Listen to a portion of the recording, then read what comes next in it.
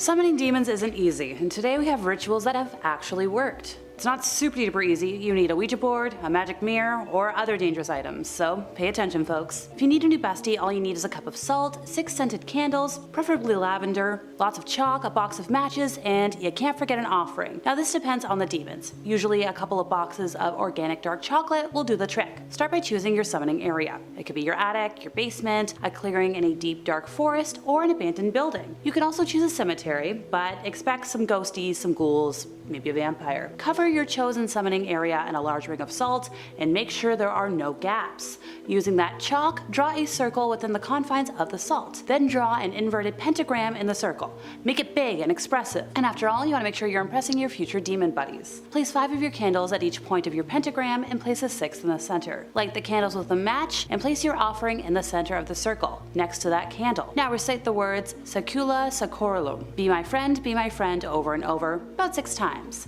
Say it confidently and with conviction, and if you have a particular demon in mind for summoning, picture them in your head while chanting. If you've done this correctly, then you should see purple and red light emanating from the center of the summoning circle. Now at this point, introduce yourself, get to know them. Make sure that your demons know not to cause too much chaos while they're here. Once you have confirmed they're cool, you're gonna be safe, feel free to break the salt ring and invite them to your social gathering. Once you're done, return them to the summoning circle, rebuild the salt ring, and recite the words home sweet home, and they're gonna go back to their ring of hell. If you want a demon with more power, it's vital to work in a group. This should be made up of multiple powerful magicians channeling their collective energies into the creation of a portal. The more powerful summoners there are in a group, the greater the results. The power of the group will also determine how long the portal can remain active, since longer lasting portals allow more demonic forces to enter our plane of reality. Next up, the connection between spiritual planes of reality on our own is the most sensitive at 3 a.m. This is because the line between spirit and matter overlaps at this hour, thus making us more aware of spiritual forces which we'd otherwise not come in contact with. Time to start the ritual. Pretty simple, just pour gasoline or another flammable concoction on the ground, and if you're creating a new portal, you're gonna have to trace the outline of the area, but if it's already clearly marked, a straight line from one side to the other will do. Afterwards, it's time to surround the portal and begin to chant. Conjuro potentiae Lucifer, petefessio apporta ad inferos, et tua demones tensire, sic orantar mundi, and you say this over and over again. As this gets close to 30 repetitions, have the leader of the group approach the portal and light the fire. On the 60th repetition, all magicians should kneel on one knee, hands stretched, palms facing the flames from a safe distance, with energy from the hands directed at flames. Repeat the chant for 30 more repetitions in this position. On the 90th repetition, either the flames are going to soar higher and you're going to see the spirits, or maybe somebody's going to jump. You're going to feel the supernatural occurrences. Now, if somebody feels summoned to enter the portal at this point, it can be done while everybody else is channeling their energy into it. Everybody should remain kneeling, minus the 1 or 2 people that go through the portal, because it's vital that the portal remains open so that you can come back. Don't wander off too much while you're there, because if anybody's starting to falter, you could get trapped. Wouldn't be fun. The Conjuring Mirror. So this was something that originally belonged to a 45-year-old New Jersey man named Oliver Birnbaum, and it was used to practice a medieval ritual known as speculum, or mirror magic. He performed a lengthy incantation ritual known as a conjuring formula, inviting the spirit world to assist him in manipulating the future. So when he first started doing this, he didn't see a lot in the mirror. Maybe the movement of a couple of blurred forms, or quick little incidents that really didn't mean anything to him. But the more he concentrated his attention into the mirror, the more control Oliver gained, and ergo the more he could see. After performing this ritual obsessively for many months, he got to the point where all he had to do was state what he wanted to see and the desired image would appear, eventually being able to tune into the future whenever he wanted. He gained the ability to project people he didn't like into the mirror, singling them out for punishment or revenge. Eventually, Oliver neglected the part of the ritual where he had to pay homage to Satan, and as a result, the evil he proposed for others began to happen to him, and the spirits he turned loose on his enemies were now infesting his home. After about a week of torment, this man was so terrified that he called a Catholic official and was like, "Please send me anybody." He got the Warrens. When they got to his home, they met a man frightened out of his wits, and well, rightfully so. Doors were opening and closing by themselves. Every minute something would crash and break, or bounce off a wall and just smash. Ed Warren was able to reverse the ritual originally enacted by Oliver and bless the house, stopping the disturbance. And he took the mirror with him too. Emerging also from the case files of Ed and Lorraine Warren is that of the Black Lace Veil. So after one of his public lectures, Ed was conversing with a couple that had been in the audience. They introduced themselves themselves as Alan and Lonnie, and they'd come because Alan had suspicions about Lonnie being under some sort of occult influence. He's like, whenever Lonnie's angry, her features are changing into something that looks like a wolf, and her voice would be different. Like, not a voice that she could make on her own just doing an impression. Well, when Lorraine walked over to join the group, Lonnie experienced an episode of instantaneous possession and lunged, like almost to attack Lorraine. After about 10 minutes, this passed, and Lonnie was lucid enough to explain that she'd been dealing with memory loss, losing hours and days of her life, which is a symptom that's kind of common in possession. Turns out she'd visited a store prominent in selling tools to help with witchcraft, bought a book on black arts, and performed a ritual for acquiring lovers. She wanted her boyfriend to fall in love with her, and this ritual involved the black lace veil, on top of which she placed a crown of goat horns before renouncing God and her baptism, along with swearing allegiance to Satan, finalizing the ritual by washing down the vow with a cup of animal life force. So a month after Lonnie performed the ritual, Alan began paying her the attention she wanted, making her entitled world perfect. But everything went sideways, and Ed was like, okay, we're gonna need an exorcism. So he made contact with a priest the next morning, who was able to come and assist with the procedure. After everything was said and done, the Warrens brought the black lace veil, the goat horns, the cup, and the conjuring book home with them, because, well, they didn't want repossession to happen.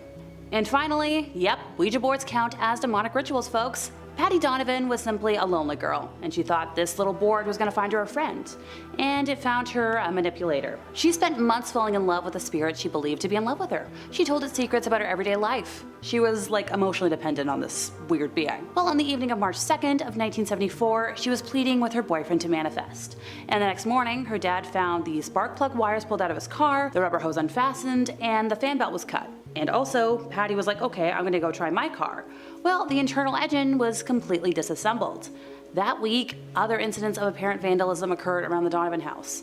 Oh, and Patty couldn't contact her invisible boyfriend anymore. Night after night after night, she tried to communicate, but the planchette would just slide over to goodbye. She had no idea that her ethereal boyfriend was a supernatural vandal that was targeting her. By the second week of March, material damage to the house and cars was so major that her dad complained to the police. By April, furniture was levitating, and by that there was a 250-pound dresser flinging itself around while flying erratically. Rocks were raining from the sky, pelting the house. Thankfully the police did see that one, but they had no answers. Finally, the family reached out to Ed and Lorraine Warren. They got to Maine as quickly as they could, and they were like, whoa, what's going on? After a lengthy tour of the house, they conducted an interview with the entire family, and that's when they found out about the Ouija board. So then they reached out to the Catholic Church. They were like, please, we need to, get on with an exorcism. It took about a month, and the family experienced many more unexplainable horrors during that time. After the exorcism took place on May 2nd, the family was finally free from demonic torment, but they were left with over $5,000 in damages to the home, which would be like over 30 grand in today's money.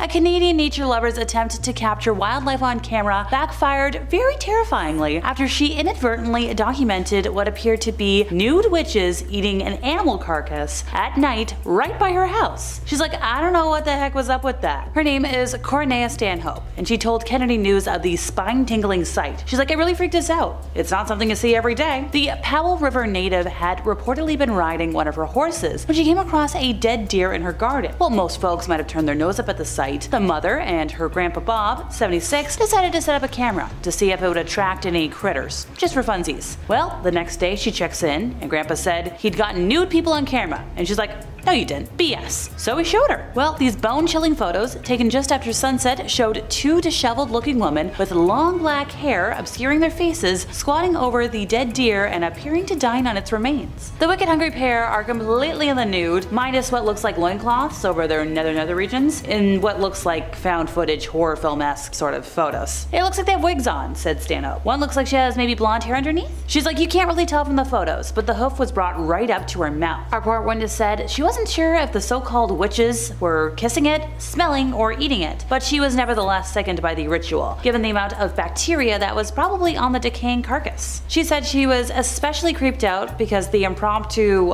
cuddling session occurred only 2 minutes from her house. She's like, I was concerned about them messing with my horses at night. Apparently the horses always get really spooked and unnerved around that area, and horses are pretty prone to being able to be in tune with things. She said, I thought they imagined stuff at first, so she didn't think anything of it, but now she believes believes them. Social media seemed concerned that the Canadian had witnessed witches, a local cult, or some other malevolent entity performing a demonic ritual. "This is actually terrifying," commented one viewer, while another was like, "That's an S-walker. They look human, so you come up to them, and once you do, you're gone. And that's basically a walking demon from hell," said a third. "If you hear screaming, stay inside, get a weapon, leave it alone." Some commenters suggested they were part of some, demonic cult, and I believe them. Back in 2021, Australia's ABC network was playing a routine news telecast when the anchor was taken by surprise as an unexpected satanic clip played during a switch of visuals. The anchor in question, Yao Xiang, was presenting a story about Queensland's proposal to make killing of police horses or dogs a criminal offense. Her narration was visually cut by a frame of 3 officers walking, then it pans back to her. Pretty typical, right? Well, a few seconds later, her narration once again gets interrupted by a change of visuals, but this time the network played a satanic ritual on screen during the live telecast. In that scene of just a few seconds, a man can be seen standing in a black robe. Another person is seen standing beside the robe-clad person, and then there's somebody seen sitting next to a keyboard. There's also an upside-down cross in one corner of the room. The whole clip of the satanic ritual played for only a couple of seconds, but was caught by another media house. Also, the man in the black robe can be heard saying, "Hail Satan." The producers realized the mistake and immediately cut the feed, bringing the anchor back on screen. Poor thing stayed silent for a couple of seconds, then quickly started introducing another story, kind of awkwardly. But can you blame her? Some folks believe the people from the visual were members of the Noosa Temple of Satan that at the time was protesting against Queensland's education department regarding religious instruction classes in schools. Meanwhile, the temple themselves retweeted the clip with the caption saying, "Satan works in mysterious ways. I don't want to know." American professional boxer Ryan Garcia recently alleged that Bohemian Grove, which is a place that exists north of San Francisco, is very much real, and it is an elite club where he reportedly witnessed some really heinous stuff we're not supposed to talk about on the internet. He claimed this during an X-Space hangout with Andrew Tate on March 5th earlier this year, and in the wake of his allegations, a video went viral that showed an alleged satanic ritual performed at Bohemian Grove. The video was reportedly leaked back in the year 2000 by prominent conspiracy theorist and radio show host Alex Jones, who allegedly infiltrated the Bohemian Grove around the same time after being denied entry multiple times. Well, the visual's kinda hazy, audio's a little unclear, some of the ritual was ongoing with fireworks, cloaked priests, and there's a lot of speculation about alleged satanic ceremonies that have emerged. Additionally, Alex Jones's interview on the Joe Rogan Experience has also gone viral, where he claims that when he trespassed the Grove 2 decades back, he saw effigies being burnt in front of a large owl shrine, further fueling the alleged satanic ritual speculation. While the Bohemian Club website refutes the claims of secret and illegal affairs going on, or heck even the existence of things, a 2011 article in the Washington Post revealed that the members of the Manhattan Project met there regularly back in the 1940s, and that should alarm you. A mysterious snippet of footage showing people wearing black robes making a human sacrifice in front of a Shiva statue at the CERN, or European Organization for Nuclear Research campus, was posted on YouTube back in 2016 to a lot of debate. While a lot of folks were like,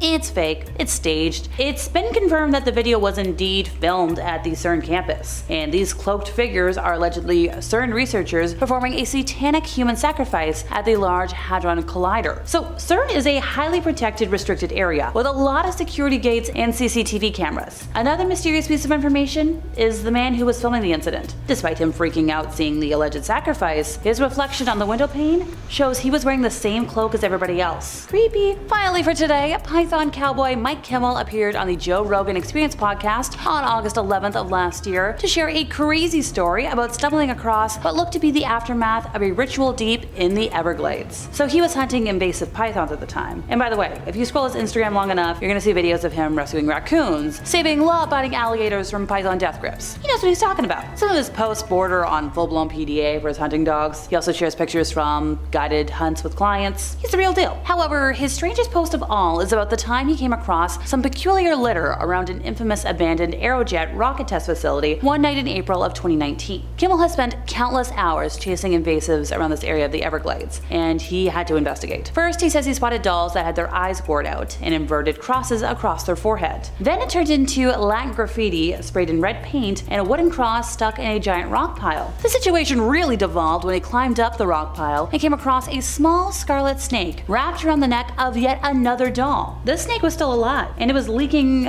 redness from its rear end. Now, according to him, it's rare to find a snake in this area, and it's really weird that it's wrapped around the doll, and also the whole redness thing. The snake's maybe a foot long. It's tiny. Kimmel said he's caught thousands of snakes in his life. None of them have ever been leaking redness out of their rear like that. By this point, he's a little freaked out. Dolls with no eyeballs and a little graffiti is one thing, but a live animal in English takes this beyond any kind of silly prank. He said as he was leaving that rock pile, there was a huge spray-painted phrase on the asphalt, maybe 50 feet long, and it was translated to, "He's watching, turn around, run, hide." So he moved further into the main building of the complex, and the more he investigated, the weirder it got. He found a 50-foot spray-painted pentagram with a 3-legged chair in the middle, with a big red stain, like something was sacrificed there. On the walls there were more Latin sayings with upside-down crosses. In another room there was a little nightgown, and he thinks it was spray-painted red, but it was supposed to look like it was covered in bad fluids. There was a lot of phrases on the wall that were talking about sacrificing a human to the devil, and in one of the rooms that he couldn't gain access to, he could tell through a busted-out window that there was a sleeping bag in there, something stuffed inside, and that's when he was like, "I'm out of here." Later on, when he got home, he started researching the facility. The man who built it was named Marvel Jack Whiteside Parsons, a Caltech rocket scientist and the co-founder, obviously. He was a known Thelemite occultist, meaning he practiced the Thelema spiritual philosophy and new religion founded in the early 1900s. Now, this isn't directly linked to Satanism, but he was known to conduct rituals summoning goddesses with Scientology founder Ron Hubbard. Enough said. The case of Kenneth Anger, the Hollywood occultist. Now, Kenneth Anger, an underground filmmaker in 1960s Hollywood, known for his films like Fireworks and Scorpio Rising, as well as his book Hollywood Babylon, was a self-proclaimed occultist, drawing inspiration from Aleister Crowley's Thelema and exploring themes of transgression and the dark side of Hollywood. He was actually quite obsessed with Aleister Crowley, who infamously called himself the B666. Anger wasn't just a fan, he followed Crowley's rituals, studied his books, and conducted real summoning ceremonies. Now, one of his closest collaborators, Bobby Beausoleil, claimed Anger attempted to summon the demon Lucifer during one of their ritual film shoots in the desert. Things spiraled. Beausoleil would later become part of the Manson family and commit assassinations. Crazy connection, I know. Anger himself descended into a strange madness, reportedly speaking in tongues, destroying his own films, and claiming to be possessed by demonic forces he had invited in. Whether you see it as madness, coincidence, or proof of something darker, Anger's life was never the same after those rituals. Anger's work is celebrated for its artistic vision, its exploration of transgressive themes, and its connection to the history of counterculture and the occult. The Exorcism of Anna Eklund. Now, the girl who invited it in. Anna Eklund, which was actually a pseudonym for Emma Schmidt, was a young American woman in the early 20th century who reportedly became possessed after experimenting with occult practices encouraged by her aunt, who was said to be practicing witchcraft. Now, this is an urban legend. Her 1928 exorcism in Iowa is one of the most thoroughly documented in the Catholic Church history. She alleged, demonic possession and exorcism occurred over several decades, culminating in an extensive exorcism that lasted from August 18th to December 23rd, 1928 in Erling, Iowa. Now, Eklund was said to have exhibited symptoms, akin to possession beginning at age 14 and was 46 years old during her final exorcism by Father Theophilus Resinger, a Roman Catholic priest. Now, witnesses, claimed Anna levitated, spoke languages she had never learned, and exhibited unnatural strength. For 23 days, priests performed rites to banish what they said were multiple demons, including Beelzebub and Judas Iscariot. Now, according to records, Anna had tried to summon a spirit to communicate with her deceased mother. What she got was something else entirely. She survived, but never fully recovered. Her case was cited for decades as a warning against dabbling in summoning or spiritualism. Now, Eklund's case is considered by theology and paranormal scholars to be one of the most abundantly documented cases of possession in the 20th century, including a profile in a 1936 issue of Time magazine. The Charlie Challenge. In 2015, a viral game called the Charlie Challenge swept the internet. Teenagers everywhere were placing pencils on paper and calling on Charlie, a supposed Mexican demon or spirit. Now, this game / internet urban legend of sudden and inexplicable popularity surged to the top of the global social media charts after kicking around on the Spanish language internet for much of eternity. Now, as of me even saying this right now, hashtag Charlie Challenge has been tweeted more than 1.6 million times. More people are Googling Charlie than virtually any other news event. Now, while it's hard to pin down an exact country of origin, Charlie has a long history as a schoolyard game in the Spanish-speaking world. Traditionally, this version with the cross pencils was called the Juego de la Lapicera, a term that still turns up lots of creepy stuff on Google, and Charlie was a distinct game played with colored pencils. At some point in their internet and playground travels, the two games seem to have merged. In either case, both have always had a demonic or supernatural connotations. One site calls Lapicera the poor man's Ouija board. Now, most teens trying Charlie laughed it off as just harmless fun until one incident in the Dominican Republic. A group of students performed the challenge at school. One girl began screaming uncontrollably, claiming she couldn't move her body. Several others fainted or started vomiting. Paramedics were called. Local authorities, declared a temporary school shutdown, saying the children were suffering from mass, hysteria. But priests were brought in as well. A few of the children were never the same after that. Some refused to sleep indoors, claiming something was watching them. One even attempted to take their own life weeks later, saying, "Charlie won't let me go."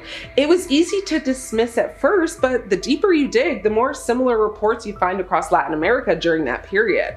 The Demon of Loftess. Now, this is the visitor that never left. The history of Loftess Hall, a large mansion house that's located along the Hook Peninsula, goes back through the centuries. The original hall was built in 1350 by the Redmond family during the time of the Black Death. Now, it was known as Redmond Hall until the 1650s when it was given to English planters, the Loftess family, and from then on was known as Loftess Hall. Now, Loftess Hall is rumored to be, Ireland's most haunted house. The large country house is built on the site where the original Redmond Hall was once located. People believe that the hall was visited by the devil himself, but his presence is not the only one that wanders the halls of this impressive building. In the 18th century in Ireland's Loftess Hall, a noble family received a very mysterious visitor. A storm, brought a well-dressed man to their door. He was polite, very handsome, charming, but one night while playing cards, Lady Anne Tottenham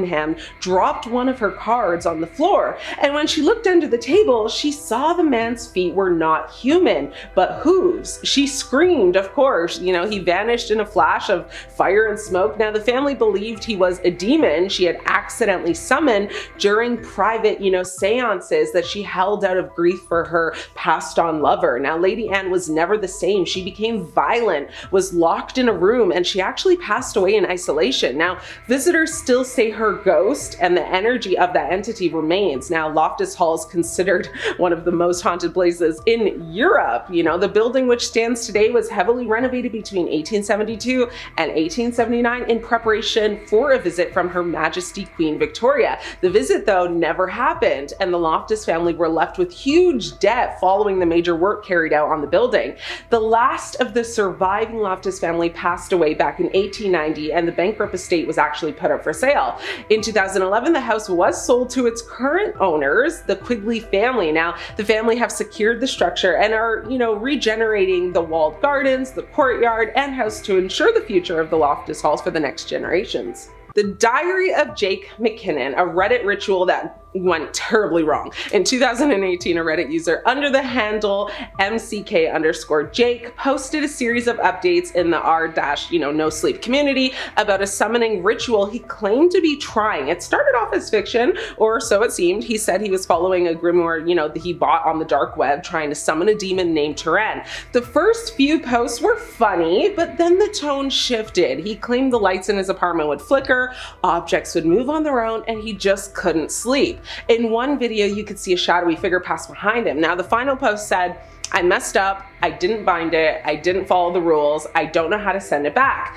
Jake McKinnon's account went dark after that. A user tried to track him down through IP logs and emails, only to find the address linked to a police report about a man that was found passed away in his apartment surrounded by occult symbols. His face was said to be frozen in a look of terror. Now, to this day, some people claim the entity that he named Turan has shown up, in other rituals since. Many people debated his story and claims, though, because according to Etruscan mythology, Turan is a goddess, not a demon. She's the goddess of love, beauty, and fertility, often associated with the Greek goddess Aphrodite. She is frequently depicted as a young winged girl, embodying the grace and allure that, the Etruscans kind of revered. Now, whatever the case is, the story is creepy and concerning, and to this day, no one can seem to get a hold of Jake and know about his whereabouts, Number 5, Patty Donovan. This is a tale from the investigative files of Ed and Lorraine Warren, my favorite paranormal investigators. 15-year-old Patty Donovan came across the Ouija board and decided to use it to find a friend.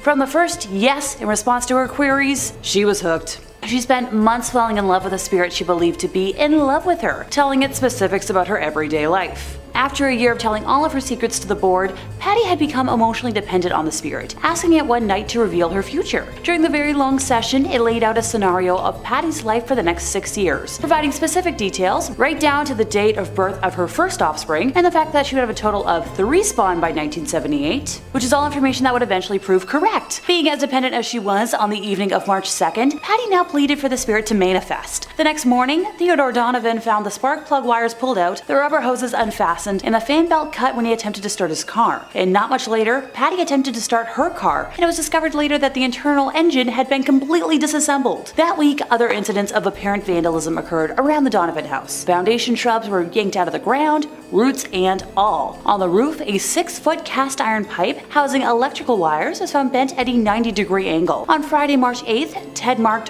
1 flat on the kitchen calendar. And no sooner did Patty get her car back from the shop than one of her other tires lost air. The next day, being Saturday, her father made the same entry on the calendar, although this time it seemed the tire had been cut with a sharp implement. In the meantime, Patty could no longer raise her invisible boyfriend on the Ouija board. Night after night, she tried to communicate, but the planchette would simply slide over to goodbye. She had no idea her ethereal beau had actually manifested in the form of a supernatural vandal. Like, come on, Buddy goes completely silent and your house starts being targeted by hell demons and you don't pick up on it? By the second week of March, material damage to the house and cars had become so troublesome that Ted complained to the police, who assured him that they'd keep an eye on the property during night patrols. Later that second week, after work, Ted and his wife, Ellen, were sitting in the kitchen with their son Brian when all three heard something smash against a wall somewhere inside the house. Cautiously moving to investigate, they found a gaping 18-inch hole in the plasterboard wall in Brian's room. Just as upsetting was the fact that the jagged edges of the plasterboard were pointing inwards, with the blow coming from inside the walls. Yeah, the evidence is already a mountain for me, but we still have plenty more to pick through. Listening in the dark that night, Ted heard the sound of a board being pried loose, but after checking the entire house thoroughly,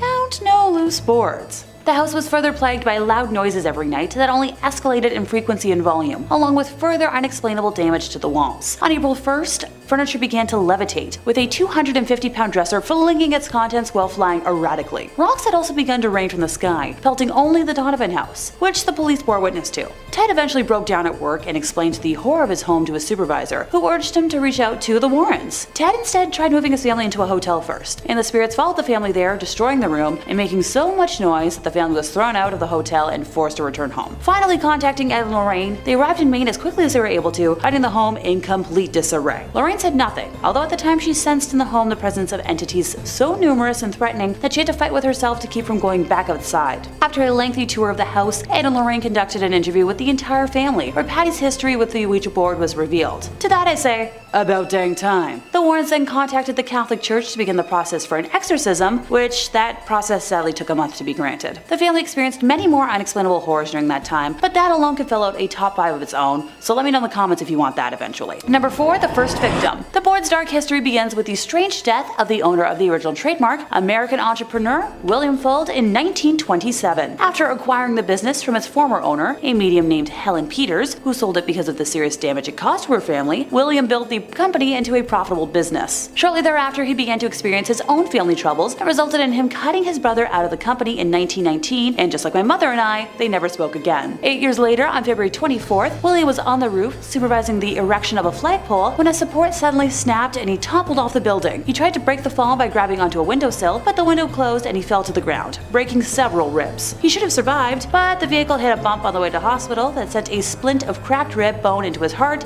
instantly. Well then, what a coincidence. After his death, William's descendants took over the company. Catherine and William A. Fuld ran the company until the youngest brother, Hubert, became president in 1942. The Parker brothers acquired the company and all of its assets in 1966, and finally Hasbro took over Parker Brothers, and with it, the Ouija board in 1991. I have no issue with cursing out Hasbro. While they may be great at making board games that aren't cursed, and I'm sure they're profiting on the Yikes fandom that are the adult fans of My Little Pony, they really bungled the years that they held the Disney Princess doll rights, and that's something I'll never forgive them for. Number 3. A long-term buddy. I'm using buddy pretty loosely here. This tale comes from Reddit user Madame Mim20, which I'm hoping is a reference to the Sword in the Stone. During her junior year of high school, she went to a party where the host brought out a Ouija board, and she admitted that she was into paranormal stuff, but didn't know the dangers of, one of those boards. Typical questions were asked, but her vision began to darken, even though the lights were on. The last question being the classic: how old will I be when I die? Everyone got traditional numbers except for Mim. The planchette moved to 0, and then 1, then 0, then 1, continuously moving between those two numbers until someone just shook the board and said it was being stupid. At that point, she stopped playing since it weirded her out, and I'm sensing 2 red flags so far. But I'll excuse one of them since she didn't know the horrors at the time. Mim claims to have a decent ability to sense the unknown and normally see, beings or ghosts. This one showed up during one of her classes not even a few weeks later. If anyone's getting deja vu, this is reminding me of Patty Donovan as well. Don't worry. At first, the ghost appeared like a comforting protector, until he wasn't. Weird things in Mim's home would happen, ranging from drawers opening, whispers, shadows, lights in places where they shouldn't be, and books moving on their own. And at night, it would be much, much worse. He would just stand in front of her door and the fear would ooze out of him as his form would change. Mim had no doubt that he was downright evil, to which I say, no S-H-I-T, Sherlock. She dealt with all of this single-handedly until she moved in with her husband. So I'll give credit where credit is due for enduring that. Things escalated in the now duo's first home together, a small 400 square foot rental. Footsteps, breathing, and unknown whispers became the norm. At the time, her soon-to-be husband was a practicing Wiccan and had blessed most of the home, but forgot about the porch and outer walls, where they would hear scratches on the walls and knocking on the door and windows. Folks had seen her demonic attachment as a shadow and described him as tall and built like a brick house. Also that he felt just outright bad and would always go back into the room Mim was in. Her husband had tried to banish him out, and it didn't go well. For context, her husband worked the closing shift at his place of employment and would get home at around 3:30 a.m., which happens to be right in the middle of prime haunting hours. There was a road he would have to take that was very haunted as well, with a history of lots of accidents and right next to a good-sized river.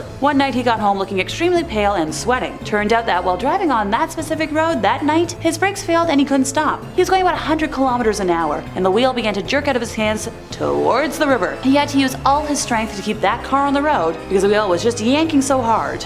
To the shock and surprise of no one, the brakes were fine the next day, and ditto for the wheel. This was the final straw, and the duo had a priest bless the entire house and were eventually able to move out of the state and leave whatever it was behind. Number 2, teenage hijinks. This tale comes from a gal named Jenny and also dates back to, high school hijinks. She was at her friend's house for a fun summer weekend, and on the Sunday night, they decided to make themselves a Ouija board, taking all the precautions, using a piece of flat plywood, which was laminated with plastic on one side, and using an old glass which could later be discarded. This was the first experience for both of the teens, and they assured each other that they were going to do it properly. No being stupid and pushing the glass around to fool the other. They started off by saying a prayer before asking if there were any spirits present, trying to be specific about only wanting contact with peaceful and good energies and spirits. Here's the thing. You can't guarantee who is going to answer a Ouija board, and evil spirits are gonna lie if they need to deceive you. So while I commend the intent, I'm already sensing a yikes situation. The glass was moving very slowly at first, and they were unsure if it was working or not. The duo asked if there was somebody who wished to talk to them, and the glass moved slowly over to the yes marker. They asked the spirit, if it was male or female, and it indicated that it was female. When asked to spell out its name, the glass first traveled to K, and then to a Y, and then to M, before ending on the center, ergo spelling out Kim. Jenny's friend went white, and it was obvious that he was freaked out. They then asked how she died, and the spirit spelled out car, which further scared Jenny's friend. Next, they asked what kind of car it was that Kim had died in, and it proceeded to spell out Reliant Robin. It was at this point that her friend told Jenny that his auntie was dead, her name was Kim, that she died in a car accident, and she was driving a Reliant Robin. Next, they asked if the spirit had anything to tell them, but it indicated no and then said goodbye. As much as I hate to crush spirits, pun not intended, I doubt that was actually his aunt Probably just a demonic spirit playing an awful joke, which is something I wouldn't wish on anybody. So next they asked if there was any more spirits that wished to communicate with them. It suddenly got very cold in the room, and the hair was standing up on both teens' necks and legs. This spirit was more powerful, and the glass moved a lot faster. They asked if it was male or female, and it indicated that it was a male. Once again, following a formula, they asked for the spirit's name, and he said he was called Liam. Next, the duo asked for the spirit's age when he passed over, and he went to the 7 and then to the 0, indicating 70. Finally, they once again asked whether he had anything to tell them, and it proceeded to spell out Ollie, which happened to be Jenny's friend's younger brother's name. Her friend then explained that his younger brother Ollie had seen the spirit of an old man standing in the garden some years earlier.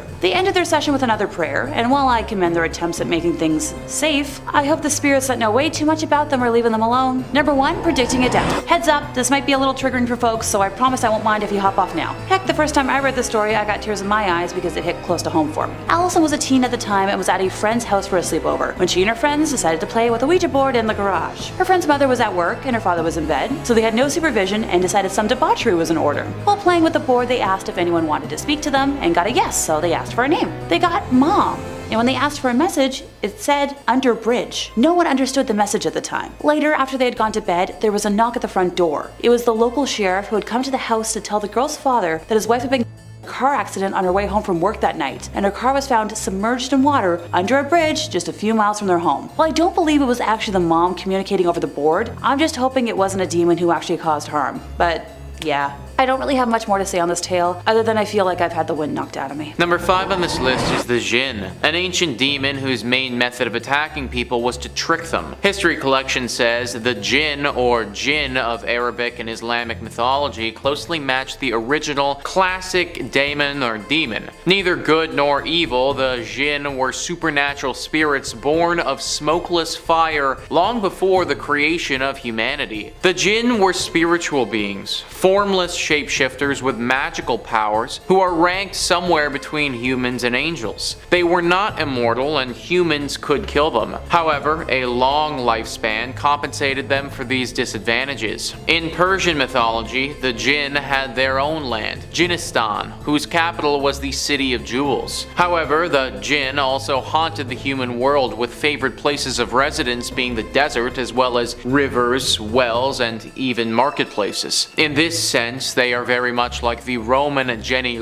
spirits of place, and it was customary to ask the local Jinns permission before drawing water or even traveling into alien territory. If they appeared before humans, the Jinn could appear as animals, monsters, or people. Whatever form they took, people could quickly identify them by their flaming eyes, which were also vertical rather than horizontal. This unusual attribute gave the Jinn a sinister appearance that married well with some of their more suspect traits. For although the Jinn could be helpers, they were also known to be malicious tricksters. In the worst scenarios, they would raise storms and cause disease, insanity, and death. Islam teaches that every human has an evil Jinn whose sole purpose is to tempt its human opposite into evil. This reputation for malevolence is compounded by the fact the chief Jinn, Iblis, is also known as Azazel, the Islamic devil. So yeah, I don't think summoning these guys is the best plan. You could literally release a massive disease on your whole city or something like that. Also, you need to be extremely mentally stable and strong to not get tricked by these evil things into doing something that you don't want to do. Speaking as a pretty gullible individual, this would really not be a good idea for me. Number 4 on this list is the Yao Guai.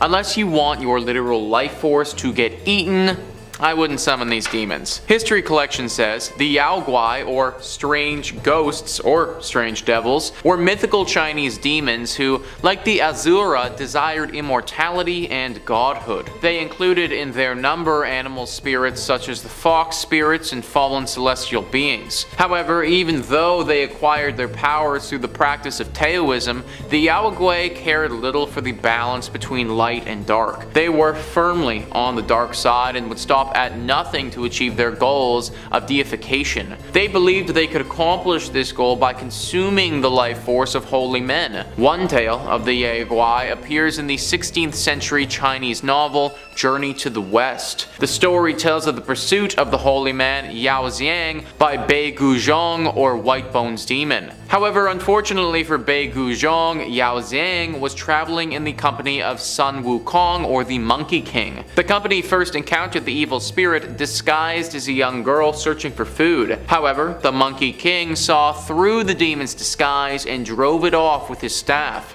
The Bei Guzhong tried again, firstly disguised as an old woman and finally as an old man. This final time, the Monkey King killed the demon, revealing its true form, a skeleton. Staffs, however, were not the only way to deal with these demons. As they lived in the underworld, the Chinese believed they were afraid of the light, so bonfires, fireworks, and torches were the perfect way to keep them at bay. So if you summon this thing, you may not even know that you have, because it could appear as something else entirely. So, unless you have the awareness and power of the Monkey King, which, no offense, I kinda doubt you do, this demon will probably end up getting the better of you. Number 3 on this list is Baylor. Baylor was said to be the chief of a demonic tribe in Celtic culture. He and this tribe threatened the Celtic people with death and destruction constantly. It was also a pretty actionable threat because Baylor was a literal giant. So he and his tribe could obliterate any human resistance if they so chose to do so. His overall strength and size wasn't his best weapon though. His best weapon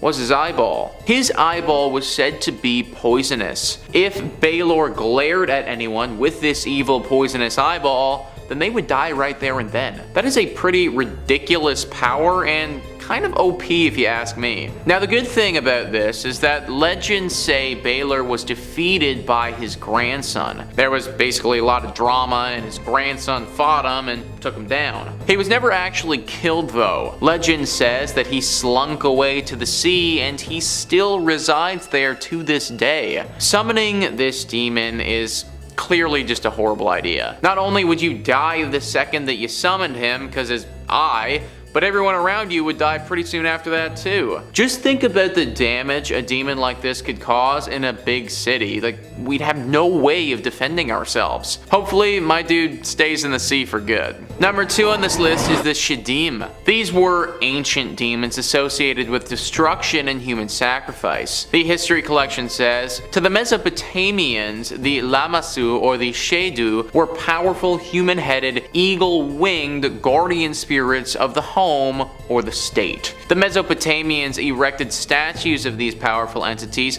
who had the body of either a bull or lion at the gates of palaces or cities. There, they were well placed to ward off invading armies and ensure peace to those within the city walls. In ordinary households, images of the Shedu were carved on clay tablets and buried under the threshold to ensure peace and happiness within. When the Israelites encountered the Shedu, however, they interpreted them in a very different way. Some of them took up the Mesopotamian custom of worshipping them, hence disapproving references in the Old Testament to how such people sacrificed unto devils, not to God, to gods whom they knew not, to new gods that came newly up, whom your fathers feared not. Now, to the Jewish mainstream, the Shedu were false idols that possessed statues and masqueraded as gods. As such, they were evil, and so became the Shadim, demons associated with destruction, illness, and human sacrifice. So I guess if you were Mesopotamian, then you could summon these guys and it'd be all good, but if you're anyone else, probably not a good idea. I don't know about you guys, but I'm not trying to deal with a demon full of destruction and illness and just don't want to handle any of that. So no thank you, not trying to get sacrificed today. Number 1 on this list is Allah. So instead of reaching for a Nature Valley bar, this demon would grab the occasional child when she was hungry. Just Great. The history collection says Allah is a female demon from Eastern Europe who, like many demons, seems to be derived from a belief in nature and weather spirits that could cause disaster and disease. Allah was believed to reside in clouds, lakes, and springs, or remote mountains or caves, or in large trees. When she visited humankind, she could take many forms. Allah could manifest as a vast black wind or a female dragon, a large-mouthed human or a raven. She could even possess people. All or any of these relate to Allah's primary characteristic, all-consuming greed. If angered, the demon could manifest violent, thunderous hailstorms to destroy fields, vineyards, and orchards. However, it was equally likely she would satisfy her enormous appetite by devouring the produce herself. And when not over-consuming stolen grape or grain, Allah also liked to snack on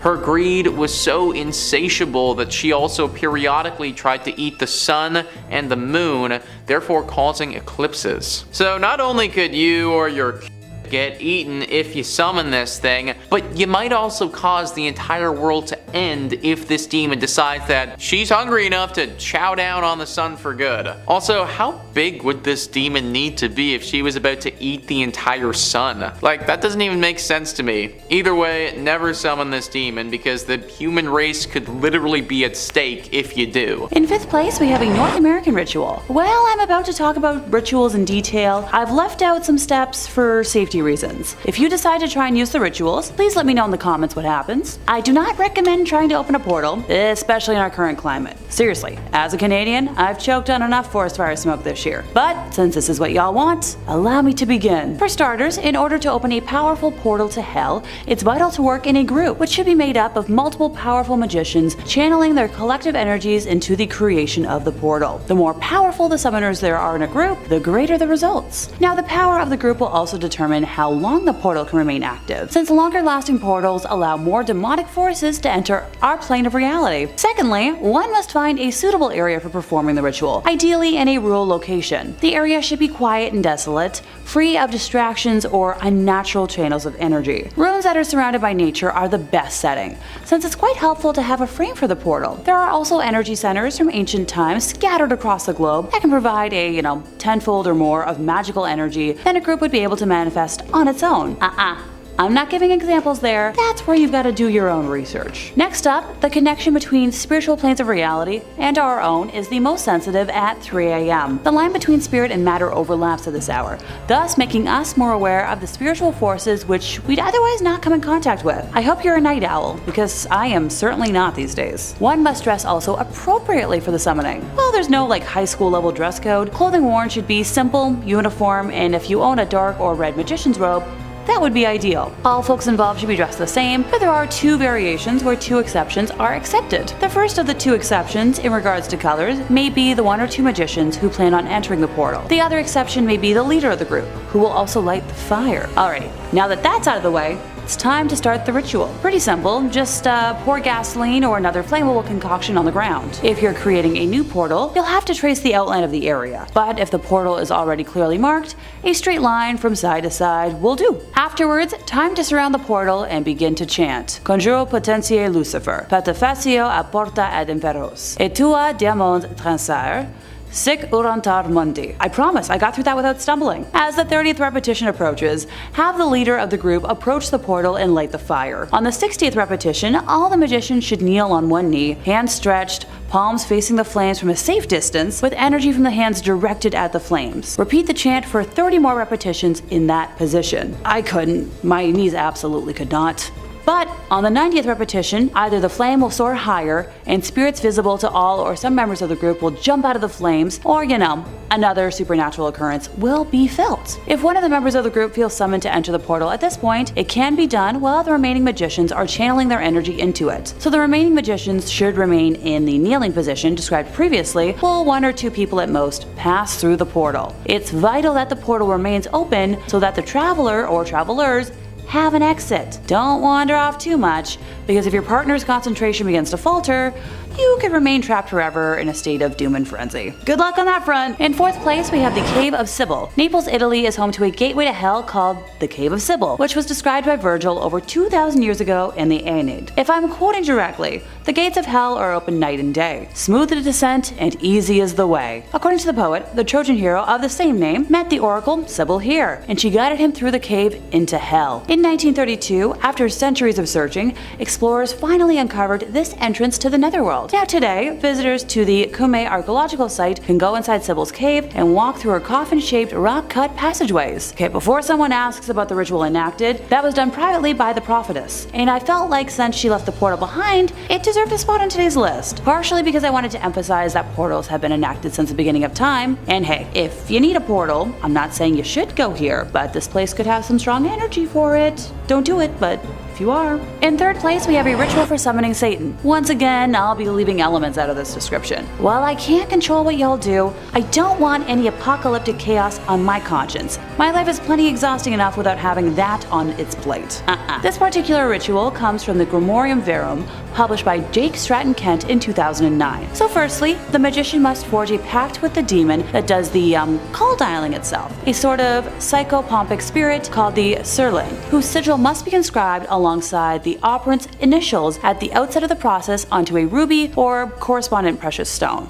Ooh, I love rubies. So this amulet is to be worn inside the magician's breast pocket or on a necklace at all times. Essential to operating the Verum is a calendrical convention drawn from Hermetic astrology that utilizes both the planetary hours and assigns a spirit to each particular day of the week. So this dictates that the construction of most of the tools for the ritual are to be done at dawn over the course of a few weeks during a time when the moon is waxing. So unlike the ritual I kicked off today with, this one is much more time consuming. The actual ritual of summoning must be done at an appointed time, depending on the properties of the demon. So to compel the dark host, the magician must cut a branch at dawn from both a virgin elder tree on the day of Asaroth and hazelwood on the day of Surgat, inscribing upon them the seals of the demons Fremost and Klepot, to be fashioned into wands of evocation and divination, respectively. Similarly, the materials for the signing of the pact are to be purified and consecrated at dawn, also on the day of Astaroth. The Verum conveniently includes instructions for the consecration of a ritual stabby implement intended to sacrifice a goat, as well as its scanning, scraping, stretching, and curing into parchment upon which the demon sigil will be copied. The writing of the contract on the parchment, including the copying of the sigil of Surlin, the demon seals, and the drafting of all legal agreements, is to be done at dawn on the day of Beelzebub. Special herbs and incense are then used to immerse the magician in a sensory tradition. A mixture of mace, frankincense, and aloe wood is burned in a censer upon the altar at the ceremony and used to fumigate all tools for the operation. For purity, the magician must anoint themselves and their tools in a sprinkling of holy water mixed with mint, marjoram, and rosemary that is bound by a thread spun by a maiden. The setting of the ceremony demands a magic circle that should be roughly 9 feet in diameter and must be drawn with a stabby implement, consecrated at dawn on the day of Silkard, and drenched in red mole fluid and juice of pimpernel. Within the circle's center, the magician is to draw the triangle of evocation, upon which is set the ceremonial altar. The ritual itself prescribes a rite of sanctification, using the wand to mimic alternating flail lashes, and a recitation of personal exhortations. Then, after a series of prayers used to elevate the operant's magical authority, the spirit is to be called forth. After chanting an incantation of barbarous names, the demons must be summoned in top-down hierarchy order. First petitioning one of the unholy trinity of Lucifer, Astaroth, and Beelzebub, then calling upon one of their 7 dukes, and then finally the demon further down the hierarchy which you wish to actually summon. Following an exhausting hours-long rite, the desired demon is believed to appear, either as a presence or as a vision in a mirror. So from here, the magician might sign a pact with the particular demon, and the rest depends on what is needed. And, how you treat the demon. They're pretty dang tricky beings. In second place, we have Huska Castle. Located north of Prague, Huska Castle is a 13th century Gothic masterpiece that sits on top of Hell's Gate. Aesthetically speaking alone, I would love to visit it someday. According to local lore, the castle's chapel was built to cover an enormous hole in the ground that served as a satanic threshold. So I haven't been able to find the specifics on the rituals used to open the portal, but it was too important to leave off today's list. The defensive walls also prevented demons and other ghastly creatures from crawling out of the hellhole. Animal-human hybrids were reported to have crawled out of it, and dark-winged, otherworldly creatures flew in its vicinity. Legend has it that when construction began in the castle, all the prisoners that were sentenced to death were offered a pardon if they consented to be lowered by rope into the hole and report back on what they saw. So when the first person was lowered, he began screaming after a few seconds, and when pulled back to the surface, he looked as if he had aged 30 years. He had grown wrinkles and his hair had turned white. Ugh. May I recommend trying to find a modern-day Buffy?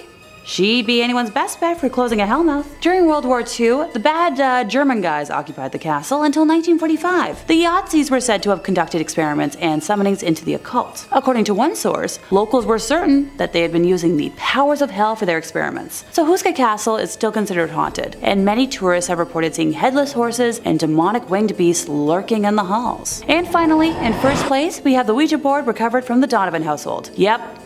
Ouija boards count as demonic rituals. I repeat, as always, leave the stupid things in the store or wherever you found them. Not worth it. Patty Donovan was simply a lonely teenager who thought the board could find her a friend, and well, it found her a manipulator. She spent months falling in love with a spirit she believed to be in love with her, telling it secrets about her everyday life, becoming emotionally dependent on the spirit. So on the evening of March 2nd, 1974, Patty pleaded for the spirit to manifest. Yeah, the next morning, her father, Theodore Donovan, found the spark plug wires pulled out, the rubber hose unfastened, and the fan belt cut when he attempted to start his car. Not much later, Patty attempted to start her car, and it was discovered that the internal engine had been completely disassembled. That week, other incidents of apparent vandalism occurred around the Donovan house, and Patty could no longer raise her invisible boyfriend on the Ouija board. Night after night, she tried to communicate, but the planchette would simply slide over to goodbye. She had no idea that her ethereal boyfriend had actually manifested in the form of a supernatural vandal. By the second week of March, material damage to the house and cars had become so troublesome that Ted complained to the police. When they arrived, he pointed out the destruction done to garden plants and shrubs, the exterior of the house, and the apparent intrusion into a locked garage to puncture tires and tear engines apart. Before leaving, the policeman assured Ted that they'd keep an eye on the property during night patrols. Later that second week, after work, Ted and his wife Ellen were sitting in the kitchen with their son Brian when all three heard something smash against a wall somewhere inside the house. And after investigating, they found a gaping 18-inch hole in the plasterboard wall inside Brian's room. Just as upsetting was the fact that the jagged edges of the plasterboard were pointing inwards, with the blow coming from inside the walls. The house was further plagued by loud noises every night that only escalated in frequency and volume, along with further unexplainable damage to the walls. On April 1st, furniture began to levitate, with a 250-pound dresser flinging its contents while flying erratically. Rocks had also begun to rain from the sky, pelting only the Donovan house, which the police bore witness to. Ted eventually broke down at work and explained the horror of his home to his supervisor, who urged him to reach out to our favorite people, Ed and Lorraine Warren. So Ted instead tried moving his family into a hotel first, and the spirits followed the family there, destroying the room and making so much noise that the family was thrown out of the hotel and forced to return home. Finally contacting the Warrens, they arrived in Maine as quickly as they were able to, and oh my goodness. Lorraine said nothing, although at the time she sensed in the home the presence of entities so numerous and threatening that she had to fight with herself to keep from going back outside. After a lengthy tour of the house, Ed and Lorraine conducted an interview with the entire family, where Patty's history with the Ouija board was revealed. The Warrens then contacted the Catholic Church to begin the process for an exorcism to be granted, which sadly took about a month. The family experienced many more unexplainable horrors during that time. After the exorcism took place on May 2nd, the family was finally free of the demonic torment, but left with over $5,000 in damages, which would be over $30,000 in today's money. Number 5 on this list is the closet game. This is a game where you can make it so that your closet is forever haunted by a demon, because apparently this is desirable to some people. In fact, the entire point of the game is to simply summon a demon. It's very simple and you won't need a whole lot of things to make it work. First things first, you're gonna need a closet, and this is where you're gonna be summoning your demon and where it's going to stay for the rest of your life, assuming that you perform the ritual properly. You are also going to need a box of matches. Get your matches and head to the closet. Now you need to make sure that all the light in that room that your closet is located in is off. Having any light around will interrupt the ritual and it won't work. Get inside your closet and close the door. You should be in complete darkness at this point. Take one of your matches and hold it up to your face. Don't light it yet, just have your match there and ready to go for when you do need it. Now say the following words: "Show me the light, or leave me in darkness. Those are the words, and once you say those, you should begin to notice a serious presence in your environment. You will start to hear whispers as if somebody is standing behind you and whispering in your ear. The second that you hear that, and this is very important, you have to light your match immediately. It's said that if you don't light it quickly enough or at the exact right moment, then the demon that you have just summoned to your closet will grab you from behind and pull you back into the darkness. Now, assuming that you did light your match okay and you haven't been pulled straight back to hell, then the whispers should stop and now you can safely exit your closet. However, now your closet is literally forever haunted by that demon. So yeah, this is gonna go on the should never perform list for me, because literally best case scenario is that you survive the ritual and now you just have to forever fear going and getting clothes from your closet. Number 4 on this list is the 11-mile game. This game is actually done in your car or on your motorcycle, so a little change from our standard get in a room and turn the lights off sort of ritual. That being said though, it does have to be performed at night and you also have to be alone in your vehicle. You're gonna have to take your car out into the woods, drive down the wooded roads and keep your mind open. Eventually you will come upon a road and you're gonna have to recognize that this is the 11-mile road. There isn't going to be any bright flashing neon signs, so that's where your intuition has to come into play. Once you turn down the 11-mile road, there is no going back until you finish it. So ready yourself and then begin your drive. You have to make sure that your radio is off, same with your phone, and also have all your doors and your windows shut. As you're driving, things will begin to happen. The first mile, there's nothing. It's just a standard road. But by the time you get to the 4th mile, you may start to hear voices or notice movements in the darkness. Keep your eyes on the road and keep driving. By the 8th mile, your headlights will be flickering. The voices will be incredibly loud, maybe even from your back seat. You may see bright lights from the forest. Just keep your eyes on the road and keep driving. By the 10th mile, don't look in the mirror, don't look in the back seat. Your car may even stall and stop, but you can't panic. Quickly turn it off and then turn it back on and keep driving, because you can't stay in one place for very long. Last mile is the 11th mile, and your car will assuredly stall. You just have to tune everything out. Voices, feelings, sensations.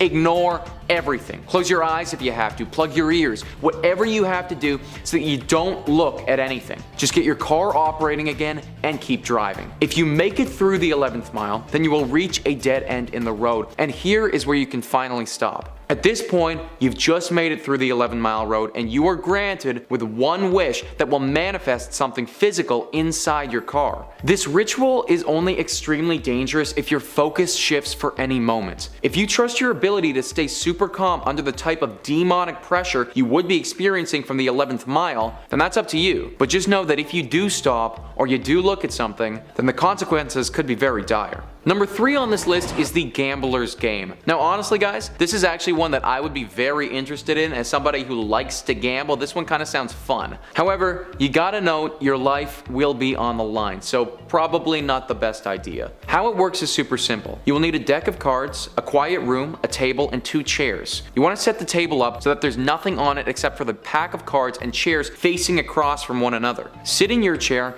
and look at the empty one across the table from you. Open up your cards and shuffle them thoroughly. Do not try to cheat. You have to play fair. At the end of the day, you are gambling here. Now the game that you actually play is up to you, so you might have a slight advantage there. However, it's said that the gambler, who you're going to play with, prefers blackjack and may even take it easy on you if that's the game you choose. Pick the game and deal out the cards to yourself and to the empty seat. Now very simply, look across at your invisible partner and say, "Let's play." If the gambler feels like playing, then you should feel a chill in the air, like a strong breeze. That means that he's across the table from you now and you can continue. You won't be able to see him, he will still be invisible. Also, if you don't feel a chill in the air, don't bother continuing, there won't be anybody there. Once he's there though and accepted to play with you, the wager from your end is your life. Proceed by playing the game as you would. You'll have to move his hand for him, but once again, don't cheat. You will die if you do. If the game progresses and you lose, then the gambler won't waste any time at all. You will be killed on the spot. If the game progresses though and you win,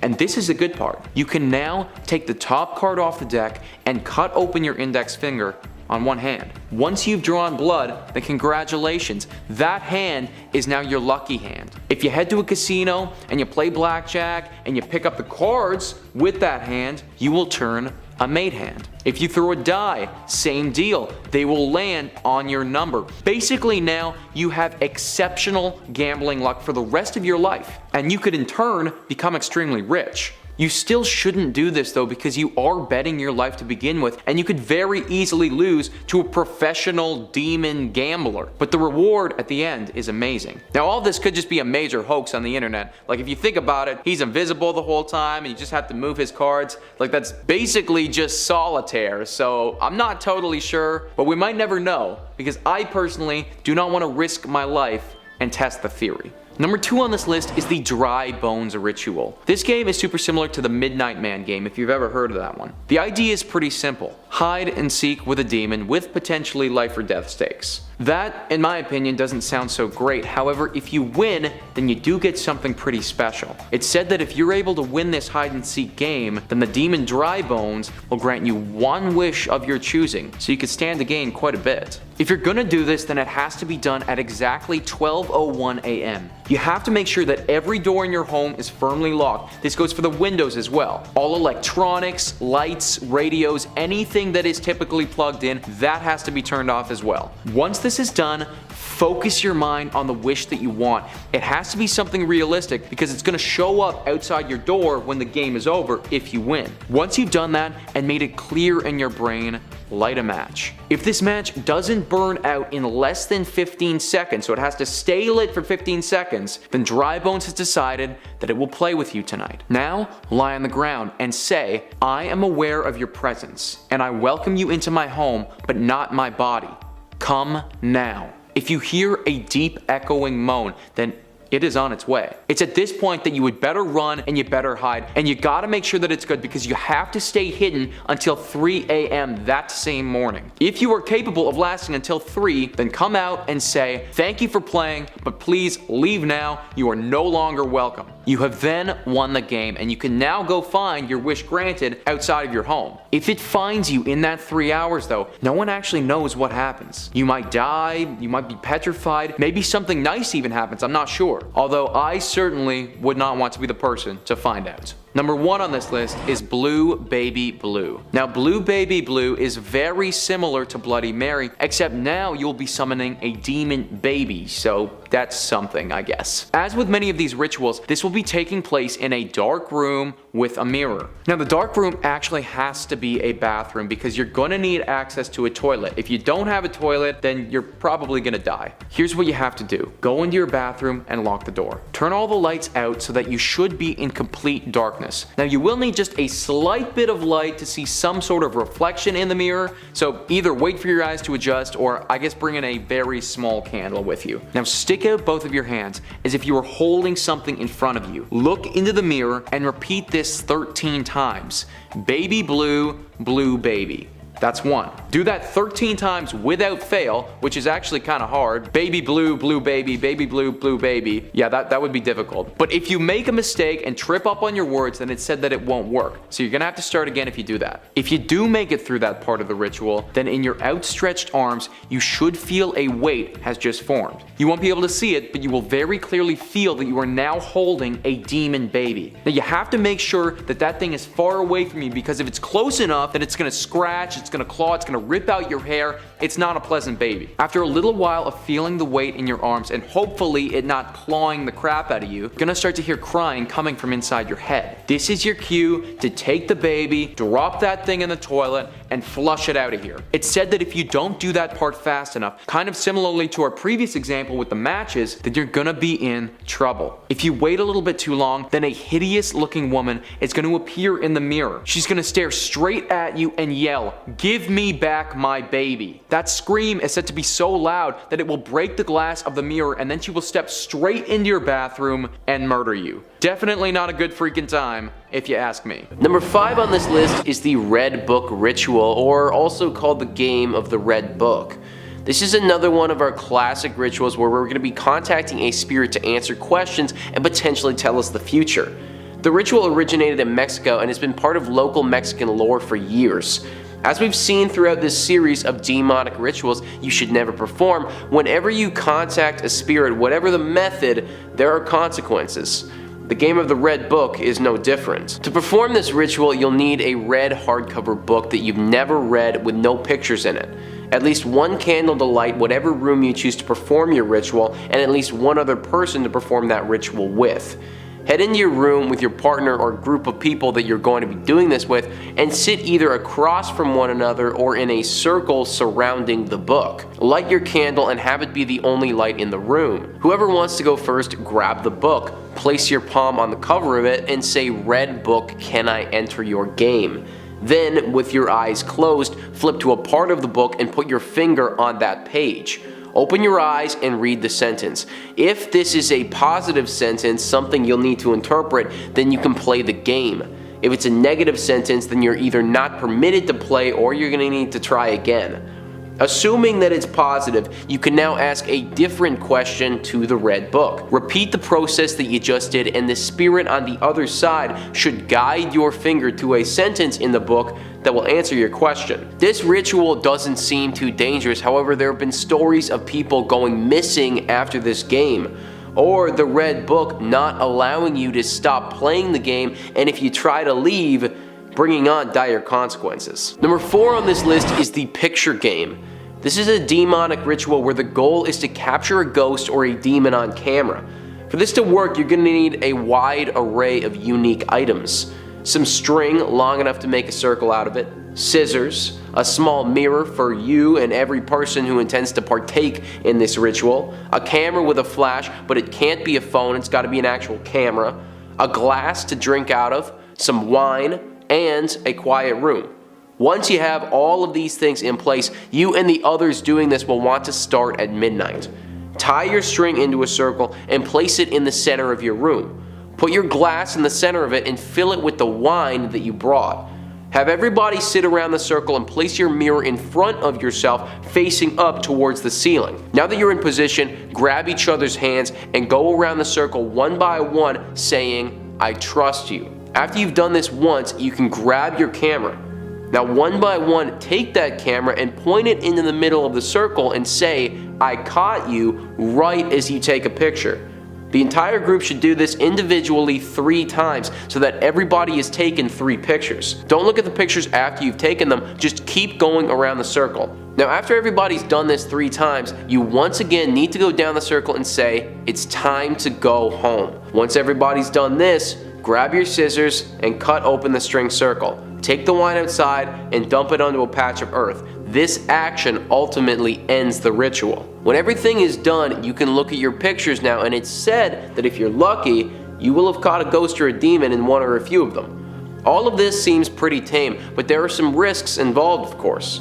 During the process of the ceremony, there have been reports of people in the circle getting hysterical. So much so that they start crying and losing their minds as if they've been taken over by someone else. This can be excruciatingly painful as well, with reports of people clawing themselves until they start to bleed. If you do manage to get through the ritual without a hitch, then you could come out with a cool photo, but it may not be worth it. Number 3 on this list is the Ouija board.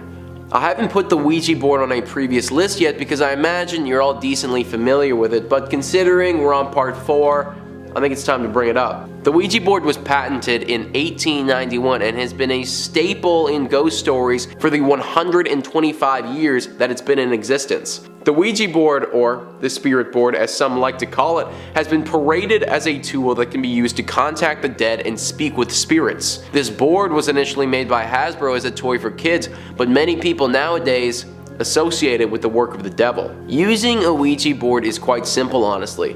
The board is typically structured where it has the words yes and no in the top corners. It has the words goodbye at the bottom of the board, and in the middle of it there's the entire alphabet along with the numbers 0 through 9. The board will also come with a planchette, and this is what you'll be using to spell out the answers to your questions. Get at least one other friend and place your hands on this device. Then begin asking simple questions to the board. You'll notice that the board will begin to respond and the planchette will start to move, even though you'll not be initiating the movement yourself. If this does happen, then you have now contacted a demon or a spirit. The problem with this board is that many people try and contact specific individuals, and it truly isn't that simple. A Ouija board is really like a scary dice roll. You may get lucky and contact the spirit of your grandmother who had passed, or you may get unlucky and contact a demon. The amount of stories associated with a Ouija board where things have gone wrong is truly endless. In fact, I made an entire video about it on this channel, top 5 scary demonic messages from a Ouija board. If you want to hear specifics on how crazy this thing can get, then definitely go and check that out. But my recommendation in that video and in this one is to never use one yourself. Number 2 on this list is the Dream of the Dead. The Dream of the Dead is a ritual performed by yourself as a means to hear what the dead have to say. This ritual is a little sneaky. It can only be performed on Halloween, so if you want to do it, then you're going to have to wait a whole nother year to try. To do this, you'll need 4 candles and something to light them with. Salt, an alarm clock, a picture of the person you want to connect with, and a safe place to sleep. You'll want to start setting up your room at around 9 p.m. on Halloween night. Clear the room of any electronics and make space on the floor. Spread your salt in a circle on the ground of the area you want to sleep. If you're sleeping in a bed, then make the circle around the bed. Place the picture you have beneath the pillow that you're going to use. Light your candles in a separate part of the room in a rectangle big enough for you to sit inside. Now that everything is set, you can begin. Go to your rectangle of candles and place yourself inside of it. Close your eyes and think about a group of people that are dead that are now surrounding you. Think about this image and say the words, "On this night of nights, I call the gatekeeper, divider of the realm of the living and the dead, and I demand communion with the peaceful dead." Now, go to your bed and sleep. Once you fall asleep, you should see the person whose picture is beneath your pillow. They will appear in your dream and speak to you. Don't speak back, just listen to what they have to say. The problem with this ritual is that sometimes it isn't that person who you intended, kind of similarly to the Ouija board. People have also reported feeling trapped in this dream, like it's never ending and their whole lives are being spent in this dream, or at least that's what it feels like to them. I think hearing from the dead could be cool, but I personally would not want to risk a harrowing experience with a demon in my dreams. Number 1 on this list is Serra Sarita. Serra Sarita is a ritual that originated in Spain and is used as a method of gaining information from a dead spirit. Whomst Serra Sarita is somewhat up in the air. Now, some people believe that Serra Sarita is one person and that she's the daughter of Lucifer. Others believe that Serra and Sarita are 2 different people, sisters that were brutally murdered, and now play this game with the living. Whether it be the daughter of Lucifer or 2 dead girls, you will be dealing with demon spirits, and that can always go wrong. To perform this ritual, you're gonna need 1 other friend. You also need 2 standard coins. Now, do not try to rig the coins so they're weighted, or you'll be killed. You and your friend can start at any time of the day. You just need to sit on the ground of whatever area you've chosen and say in unison, "Serra Sarita, may I enter your game?" Then, simultaneously, flip your coins. If both land heads up, then you can continue going. If both land tails up, then you stop immediately and do not proceed. If one is heads and one is tails, then it's said that you can continue, but do so with caution. Assuming you got both heads up, then proceed by asking Serra Sarita some yes or no questions. You need to go one by one, and you should never speak over yourselves. Ask her a yes or no question, and then both flip your coins. The same logic follows as before. Heads is a yes, tails are a no, and if they differ, then it's a maybe. When you've had enough, you must ask Serra Sarita, "May I leave your game?" Then flip your coins and continue to ask this question until you get heads. Leaving early, that's a big no-no, so don't do that. The ritual here isn't too dangerous, but it's what has happened after this ritual. People have reported getting haunted by some sort of demon figure following this game, or hearing voices in their heads that won't go away. Serra Sarita, whoever it is assuredly a demon, and they're not to be trusted. Well, there you have it, guys. That is our list of the top 5 demonic rituals you should never perform. Part 4. Number 5 on this list is the ritual to the other side. This is a ritual performed to let you experience a little bit of the demon world. Now, unlike some of the other demonic rituals on this list, it's relatively tame, and your life, it's not going to be at stake. However, the mental strain that it can have on you can be extremely costing. You're going to need a sizable mirror, enough that you can put both of your hands flat on it while still seeing your upper body. A completely pitch black room with absolutely no light whatsoever. A singular candle, but one that isn't too large and won't illuminate the whole room, just something where you can see yourself. Also, an alarm and somewhere to sleep. Now, after you have your items, go take a nap. You want to set your alarm for roughly 2 hours of sleep so that when you wake up, you are decently dazed and not fully aware. Right when you wake up, go to your room with your mirror and make it pitch black. Then light your candle and have it somewhere out of sight, just enough light that you can make out your face in the mirror. You want to place both hands on the mirror roughly shoulder width apart and start to stare at yourself. Focus on yourself. Your focus needs to be impeccable if you want this to work. Now start to alter your breathing. A slow breathe in and a longer exhale. You want your mind and your body to go completely blank and feel as if they're exiting your body.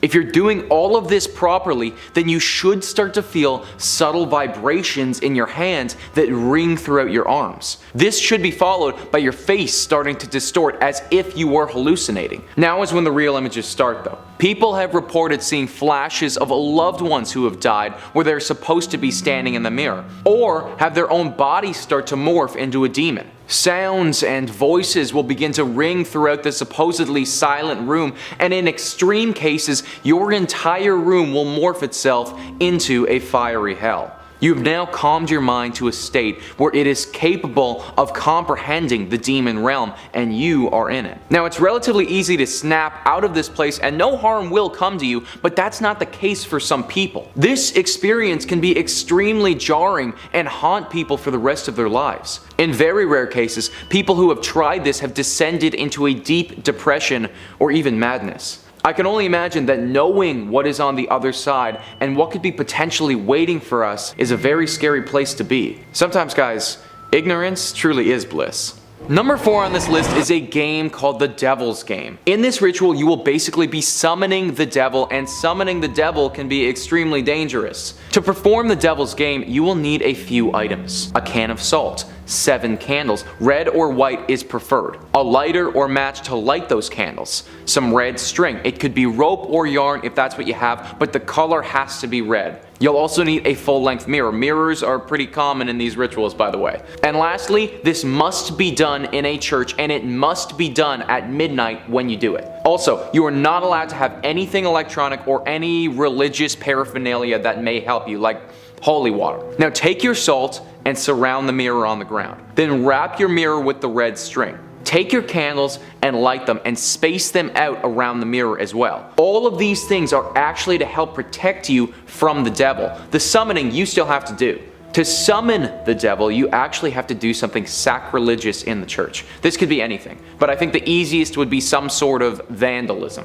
Do that and then close all the doors to the room and kill the lights so that you're only lit by the candles. Close your eyes now and count to 10 with the distinct image of the devil in your mind. After you reach 10, open them. You should be staring directly at the devil in the mirror in place of yourself. Now, the devil didn't come all of this way just to look at you. He wants to play, and the game is a simple question and answer game. If you get something right, he'll answer your questions truthfully, but it's not that easy. This is the devil, and the questions that he asks will be specifically made to stump you. In fact, the questions that he asks will be ones that you're never 100% sure that you know the answer to, and therefore you can never be 100% sure if he is telling the truth to you or a lie when he answers your questions. So when you ask him, how am I gonna die? And he answers with, you're gonna get hit by a bus, is that the truth? Or is that a lie? You're never gonna know, and for the rest of your life, you will most likely be petrified of buses. Occasionally, he will also dare you to do something. Now, this is interesting because if you complete the dare, you will know for certain that the next thing you ask him will be true. If you do the dare, you could ask him next week's winning lottery numbers and he'd have to tell you the truth. But the dare he gives you, it's not gonna be pleasant. Self-harm, hurting those that you love, completely going against any morals that you thought you had. Those are all completely on the table. You could stand to gain a lot from this game. However, you could also stand to lose a lot or gain absolutely nothing at all, just a bunch of paranoia. Anytime you summon the devil, it's a bad idea, and the devil's game is no different. Number 3 on this list is Veronica's game. Now, Veronica's game is a demonic ritual that will summon Veronica, a demon girl who died playing a very similar game many years ago. To get this demon's attention, you will need a few items: a mirror, again, a clock, a quiet room, a candle. This ritual will also require you to perform it at midnight, just like the other ones. Have the mirror set up in your quiet room so that it's at eye level with you. At exactly midnight, light the candle and stare into the mirror. Veronica. Veronica.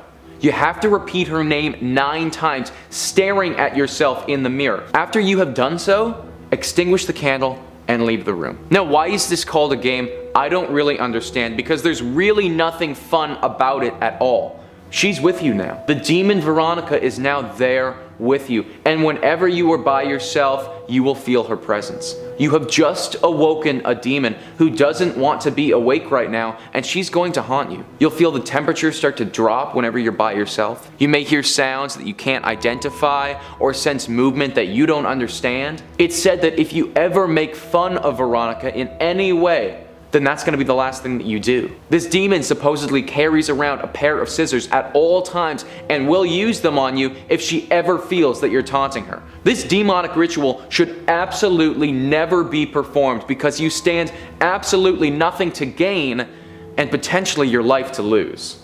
Number 2 on this list is a ritual performed by a bunch of high school students in 1986. Now, this ritual has less to do about the otherworldly things that you may summon and more to do with the fact that this is just wrong and you shouldn't ever do this. 12 high school students were linked to a demonic ritual with the goal of praising Satan and cleansing the world of what Satan or these students may qualify as unworthy. These students had found an abandoned house that they painted black and used that as their main base of operations. They painted it black as apparently a way of keeping the badness in and the goodness out. It was here that they had been performing several demonic rituals for months. One of their rituals, though, culminated on the witch's Sabbath.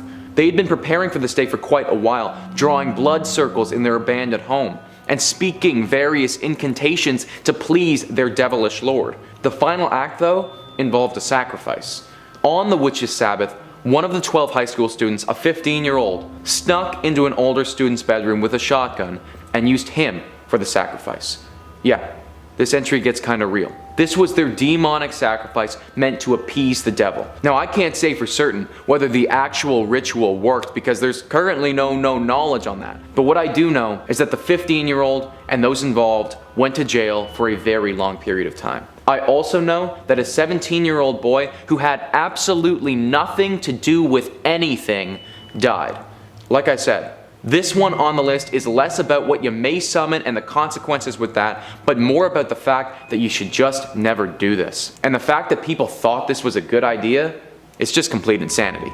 Number 1 on this list is a ritual performed by 2 high school students, Mike and Sid. Now, although Mike and Sid kind of sounds like a great name for a sitcom or like a really good cop show, these guys get a little bit darker than that. Longtime high school friends and big fans of the horror movie genre in general, one evening they stumble upon a ritual on a deep part of the internet. The goal is to summon a demon. Even though the boys have a deep respect for demons and don't want to mess around, it's promised online that this demon will be thankful for being summoned and won't cause you any harm. What you need for this ritual is a frog and a specific incantation in a language called Enochian. I couldn't find the specific incantation that the boys used, and frankly, I mean, it's probably a good thing that this information is difficult to locate. Grab your frog by its hind legs. This is gonna be difficult because it has to still be alive when you are doing this. Stick it directly into sunlight and begin to speak your Enochian incantation. Now, I kinda hate this next part because I love animals, but as you're speaking your hex, kill the frog. Let the blood of the frog drop to the ground. If your spell is working, then you will notice pretty rapidly that the frog itself will start to wither up and shrink. Now, it's said that this should summon a demon in front of you. However, when the boys did this, that's not what happened. Sid was watching as Mike uttered the final words to their ritual. After it was done, Mike stood there for a moment, silently, with the dead, withered up frog in his hands, until he twisted his head 180 degrees backwards and stared directly at Sid with his eyes rolled completely back in his head. Then, without warning, he lunged after Sid in a fully unnatural, inhuman way, spitting and cursing as he did. Sid dodged him and ran out of the house as fast as he could, not stopping for 10 whole minutes. After an hour of waiting and regaining his courage, he carefully made his way back to go check on his friend.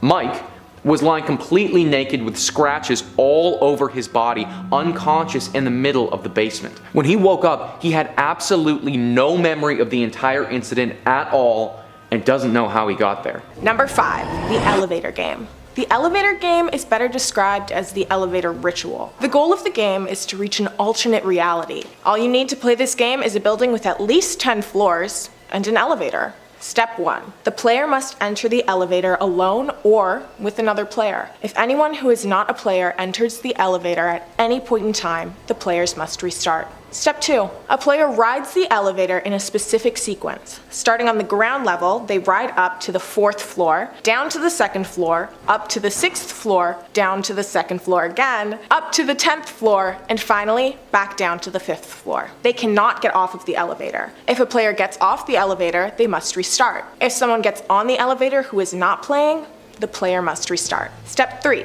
On the 5th floor, the player may see a strange woman. They cannot interact with her, answer any of her questions, or even look at her. They must ignore her completely. If they don't, it is possible that they'll be stuck in the alternate reality forever. They will not be able to restart. Step 4. Press the 1st floor button. If the elevator goes to the 1st floor and the doors open, the player must exit immediately and not look at anyone. They should not restart. If the elevator goes down to the 1st floor, the doors remain closed, and then it begins going upwards, congratulations, I guess. The player has made it to the other world. Players who have made it to the other world have described it in many different ways. Some say that the world mirrors ours almost exactly, with slight uneasy and unnoticeable differences. Others say that the power is completely out and no one is around. They're free to walk around, but urged to be careful when interacting with people. Once they've explored and it's time to get back, they must follow these exact steps. Step 1. The player gets on the exact same elevator that they did before. It is important that they are 100% sure that it is the same elevator, inside and out. If it is not the same elevator, they must get out and find the one they began in. Once the elevator begins moving, they cannot restart.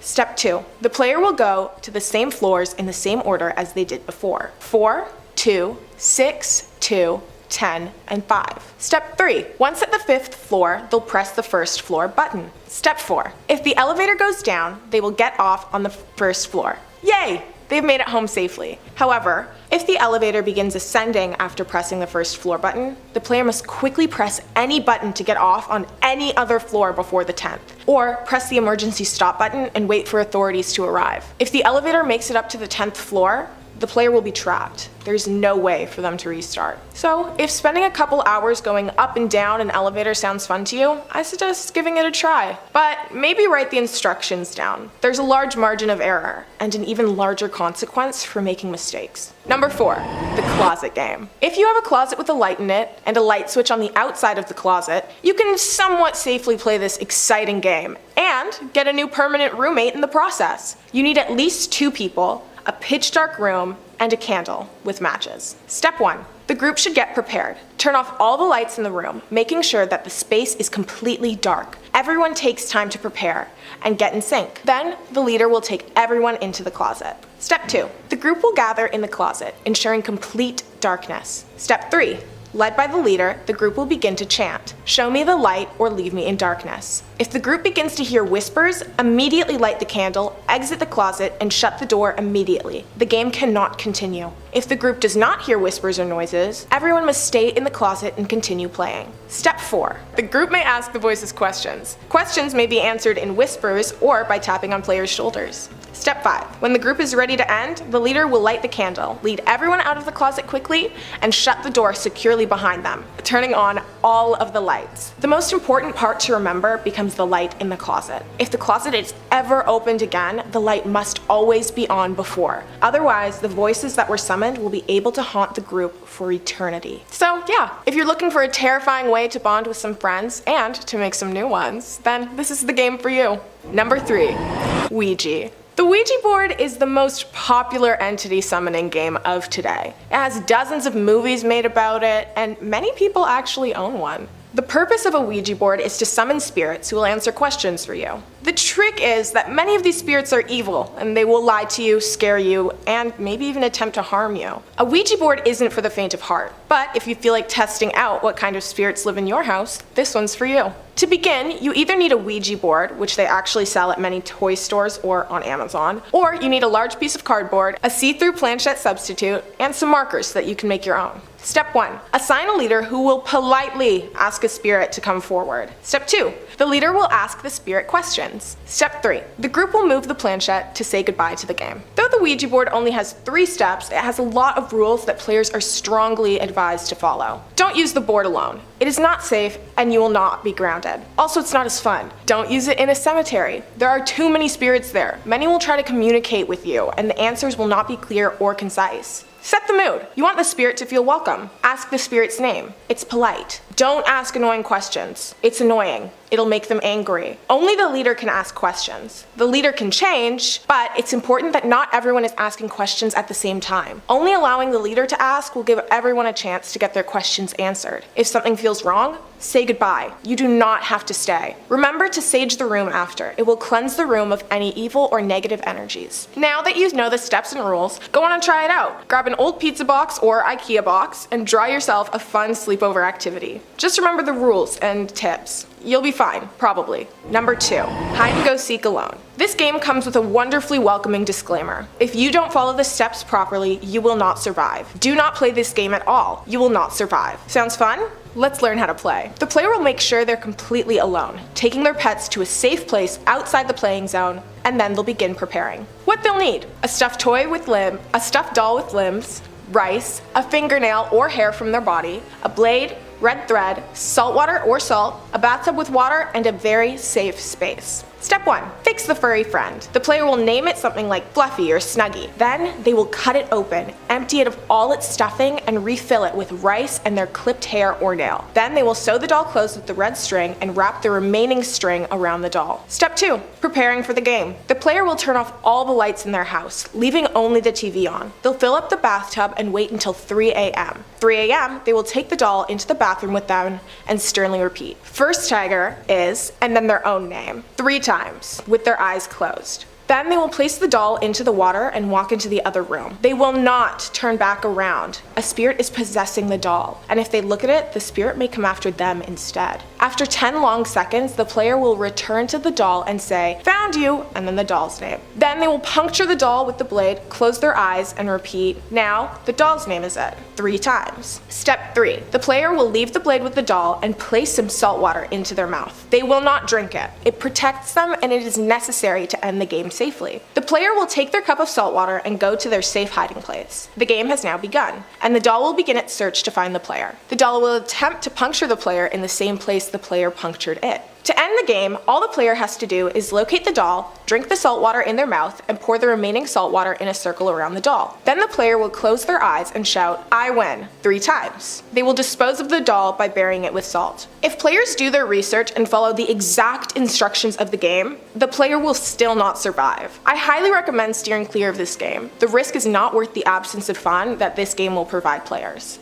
Number 1, the fortune game. Would you like to know your future, even if it cost you your life? Some people do, and they participate in the fortune game. The fortune game's purpose is simple: to discover what life has in store for you. There are 3 things that players need before beginning this game: a comb, a face covering, and a literal crossroad, like an intersecting path with 4 separate exits. You get it. Step 1. A player goes to the crossroads, strums the comb to make it make noise while repeating the words, Suji ora, grant me a true response. The player repeats these words 3 times and then begins to wait. If nobody comes to the crossroad, the player must end the game immediately. If someone the player knows approaches them, they cannot proceed. The player must end the game immediately. If a stranger approaches, the player may continue. Step 2. The player will cover their face and allow the stranger to approach. They will not remove their face covering. When the stranger is close enough, the player can ask them to reveal their future. If the stranger does not answer or says no, the player should not ask again. The player should let them go and can wait for another stranger. If the stranger agrees, the player will listen to them carefully and thank them for their time. The player will only uncover their face once the stranger leaves. The player may now return home with a new insight on the rest of their lives. Coming in at number 5, we've got Aaron Layton.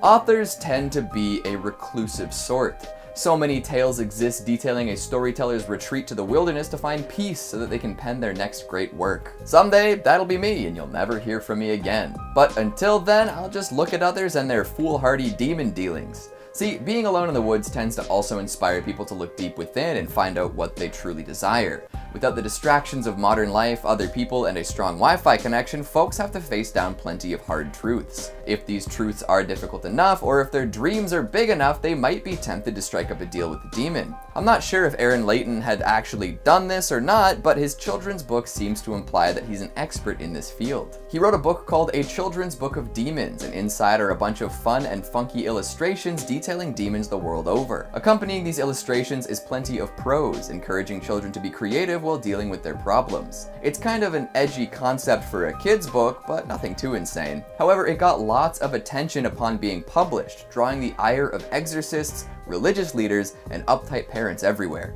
The book encourages readers to imagine demons, draw sigils, and attempt to use these strategies to assist them in their daily life, like a kid's Bible storybook, but more in line with Satanism. Most would look on and get a good chuckle out of this, but the previously mentioned folks condemned the tome, claiming that it would imbue the children with evil energies and ruin their lives. This leads me to assume 2 things. 1. Aaron Layton knows enough about demons and Satanism to write a book that will offend people, and in his studies might have summoned 1 or 2. Maybe they helped him write it. And 2, some of the parents who ended up buying this book for their kids actually witnessed some demonic activity. Nobody would be getting so up in arms about something totally harmless, so there must be at least a little bit of power here. I wonder what the kids use their demons for. Maybe acing a spelling bee or getting extra helpings for dessert. Number 4, Charlie. Staying on the topic of children summoning demons for a moment, let's discuss this viral smash hit of a demon summoning trend. Remember when this was all anyone was talking about? Oh boy.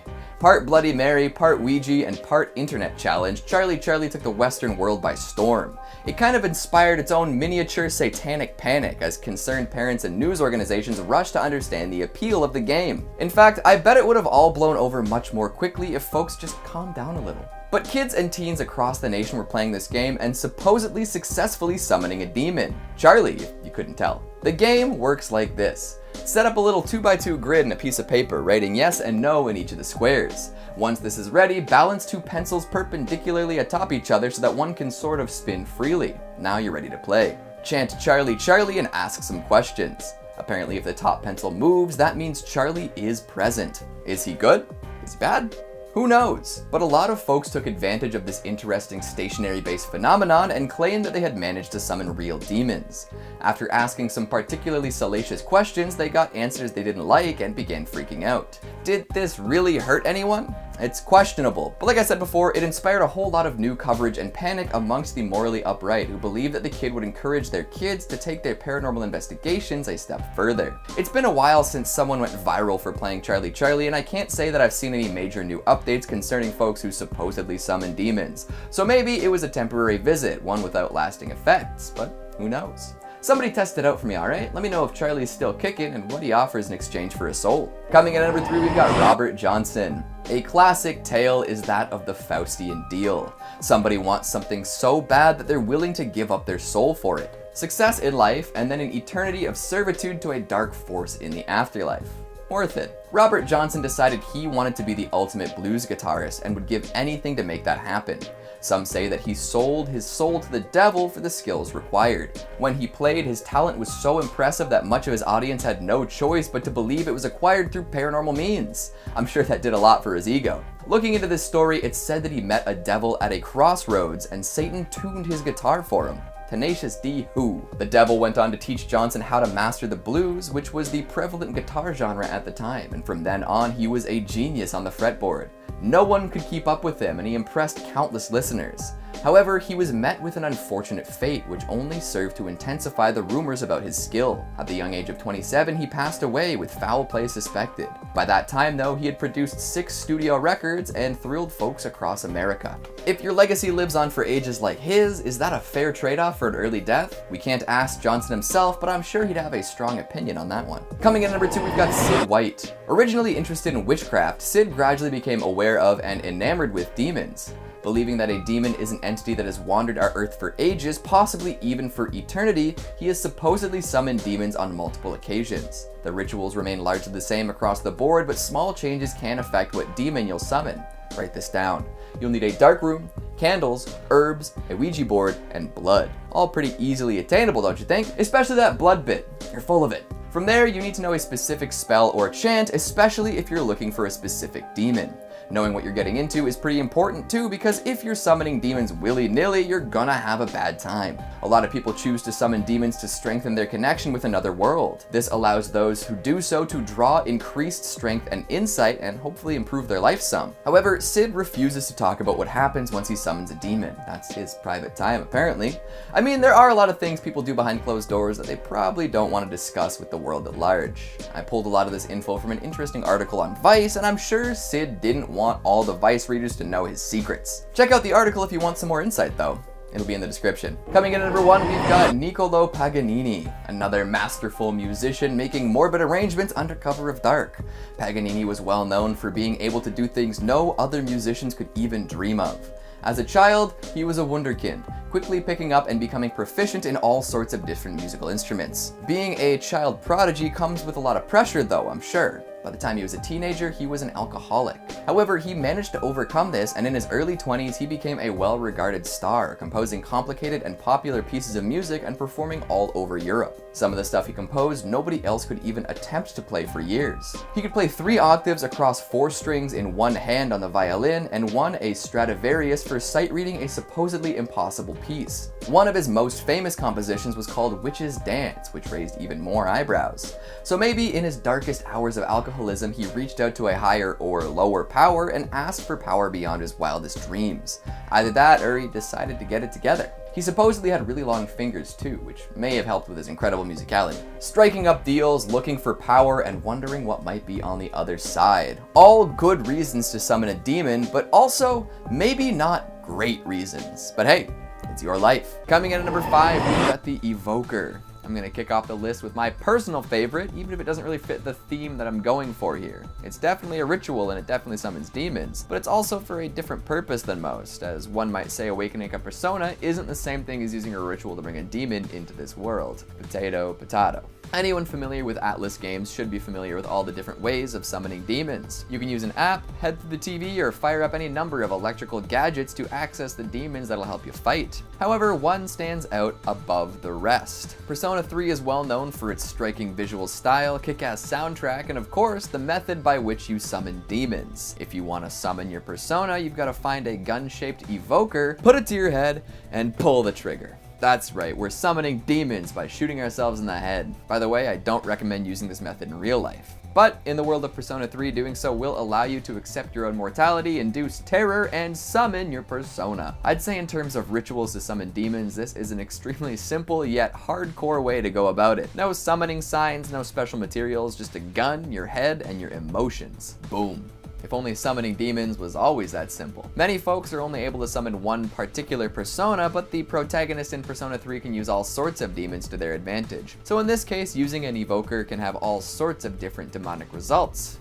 Not bad. Coming in at number 4, we've got finding a meat suit for Samhain. Plenty of demons get summoned through the many seasons of Supernatural. Some need folks to draw symbols, light candles, and recite incantations. Others require that a bowl of assorted ingredients and blood be lit on fire. Then there's the ritual to summon Samhain. This one gets really specific. First, it should be known that this demon can only be summoned once every 600 years, so be sure you've got the right calendar before starting. Most times you bring them about, you'll need a few super strong magic users. Also, it's important that whoever's going forward forward with this summoning ritual hides themselves from angels. Samhain is powerful enough that the celestial beings of light need to be watching at all times. Then you've got to sacrifice 3 people over the course of 3 days. Of course, the final blood sacrifice has to happen on Halloween. When else would you complete a crazy summoning ritual? Thanksgiving? Grow up. During this time, some more classic ritual stuff needs to happen. Blood is to be collected in a chalice. An old Celtic incantation is chanted. There are black candles, goat skulls, pentagrams, and special minerals. And this isn't some little piddly summon, it's a crazy one. If you get all the steps right, then the earth will crack and Samhain can arrive, taking full possession of his meat suit. Isn't that a fun phrase, a meat suit? And right back to the Halloween requirement, Samhain is the origin of Halloween. We wouldn't be celebrating the holiday without him. Of course, bringing him to life means that we'll be dealing with a few more ghosts, ghouls, and zombies than usual, but I suppose that is to be expected around Halloween. Coming in at number 3, we've got entering a basement. This just seems to happen in a lot of horror movies, huh? Some folks head on down into a creepy cellar through a hidden door, and there's an artifact waiting there for them. It might be a book, or it could be an enchanted orb.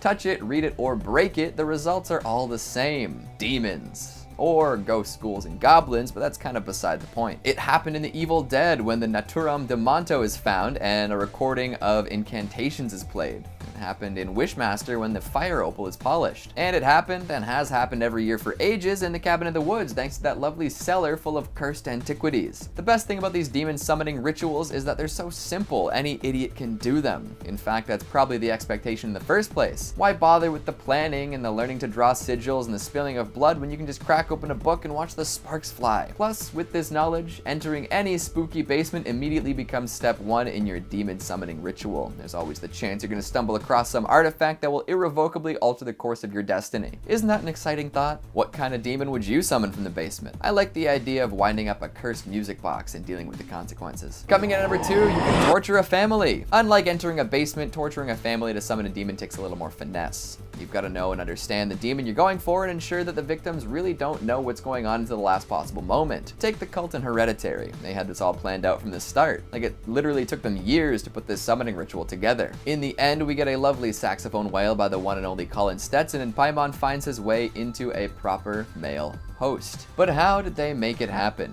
We follow the Graham family for most of the flick, meaning that we're not exactly privy to the details of the ritual. Thankfully, Madeline Aguilar interviewed some witches for the cut to find out a little more. Turns out that Paimon is listed in a Solomonic grimoire, which sort of outlines what he does and how to summon him. A summoner would need to draw a magical circle around themselves and a triangle just outside of it. They've got to be wearing the correct seal and be ready to offer the demon all sorts of stuff upon arrival. Plus, there might even be some additional demon managing involved. If you remove Paimon, who was once considered a king of hell, who was going to cover for him? It's just like real life work, but more supernatural. As is the case in most situations, the movie summoning was a little different from real life summoning, but still, going behind a family's back to switch the souls of their 2 children by decapitating one and possessing the other is a pretty crazy ritual. Then there's the whole nude old people lurking in an empty house bit. That's a little less fun in my opinion, but maybe I'll understand when I get older. Finally, at number 1, we've got revenge. I haven't done any extensive canvassing to find out if this is true or not, but I feel as though revenge is a primary driving force behind plenty of demonic summons. Don't quote me on that, but consider the implications. People want a lot of things. A large automobile, a beautiful house, a beautiful wife, but not everyone's willing to put it all on the line to acquire those things. However, once someone is possessed by a need for revenge, there isn't much that will prevent them from getting it. So if they have to summon a demon and give up their future, so be it. Revenge will be served. A prime example of a revenge-fueled ritual has to be that in the movie Pumpkinhead. Poor old Ed Harley loses his son to some rowdy dirt bikers and swears he'll get them for this. There are no rituals for bringing his son back, but there are rituals for getting revenge. He learns this from the old witch Haggis, who tells him that vengeance comes at a terrible price. Ed is fine with this and uses his son's blood mixed with his own to turn a corpse into the demon known as Pumpkinhead. Thus begins a horrifying rampage fueled by blood, one that can only be stopped by completing the ritual. And the only way to do that is for the man who summoned the demon to die. Ed Harley, who summoned a demon for revenge, realizes that it wasn't the right call. He ends up taking the place of Pumpkinhead in the grave. Coming in at number 5, Rosemary's Baby.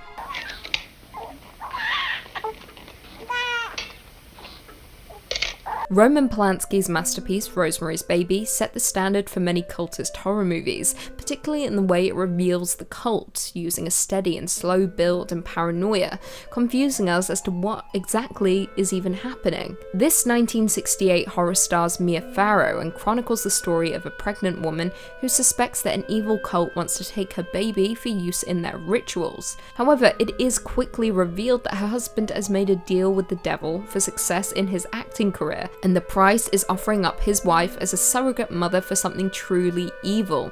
Satan's son. That's right, the cult uses Rosemary as a sacrificial lamb for Satan's grand return through his own offspring, and it is truly terrifying. The general sense of unease throughout the movie is why Rosemary's Baby is an absolute classic, and perhaps one of the scarier movies in the horror genre. The horrors depicted on and off the screen aided in the rumour that the film was actually cursed by the cult and summoned demons, with many incidents occurring off-screen to the cast and crew, including the slaying of Roman Polanski's wife, Sharon Tate, at the hands of the Manson family. Coming in at number 4, VHS 2 Safe Haven. Safe Haven is one of 4 sections in the 2013 anthology found footage sequel VHS 2, with the segment being directed by Timo Tjahjanto and Gareth Hugh Evans, and being the best section in the entirety of the movie. The plot follows a news crew composed of 4 members, who infiltrate an Indonesian cult in the hopes of shooting a documentary about their mysterious activities. Inside the building, they find the walls adorned in bizarre symbols, school children in classrooms, and women dressed in white garments. One of the crew, Malik, then overhears that his fiancée Lena is pregnant with another crew member's child, Adam. Things then descend into total madness. The deeper the crew go inside the building, with Lena being abducted by several women, with the cult hunting down the crew members for sacrificial reasons. Now, with only 29 minutes to play with, Evans and Tjahjanto don't hold back, not even for a second, with the segment being insanely action-packed and gore-filled from start to finish. Not to mention it builds to an insane, gore-soaked climax that will shock the audience.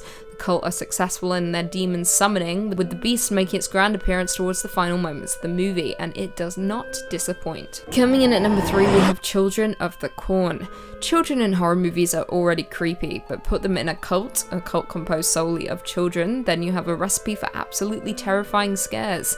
Children of the Corn, based on the book of the same name by Stephen King, is a supernatural folk horror starring Linda Hamilton and Peter Horton, and is set in a fictitious rural town of Gatlin, Nebraska. The film tells the story of a malevolent entity referred to as He Who Walks Behind the Rose, which entices the town's children to ritually murder all the town's adults and a couple driving across the country to ensure a successful corn harvest. As the couple arrive in the small, seemingly abandoned town, they discover the congregation of children led by a girl named Rachel, with them performing a cultural birthday ritual for Amos by drinking his blood from a pentagram-shaped cut on his body.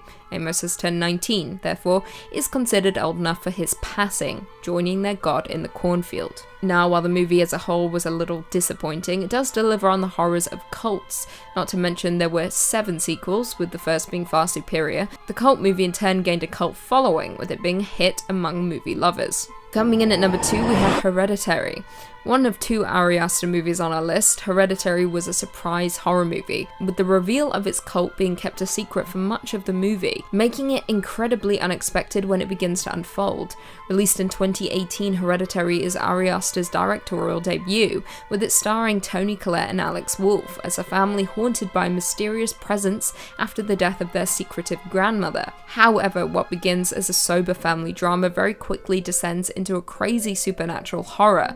What begins as a slow burn quickly catapults into a disturbing horror after an incident involving the family's son and daughter, leaving viewers covering their mouths. As a result of the incident, the mother, Annie, is forced to turn to a support group member, Jones, for support, learning ways she can contact the realm of the supernatural. However, this has devastating consequences, with her awakening something that should never have been awoken. Viewers very quickly learn that a demon-worshipping cult are the true causes of the the family's misery and pain. Worse still, Ari Aster plants Easter eggs throughout the movie as a way of warning us of things to come. However, saying that, most of us may have missed these subliminal messages, but what I can say is, the wall-crawling demon was revealed long before the last 30 minutes of the movie, with the cult being there all along, watching the family and waiting for their moment.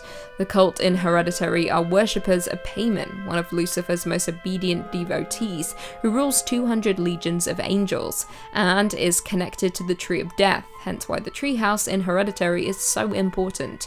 The summoning of Paimon is gradual throughout the movie, but when he finally arrives and seeks solace in the body of one of the characters, well, it's enough to send shivers down anyone's spine. And finally, coming in at number 1, we have Midsommar.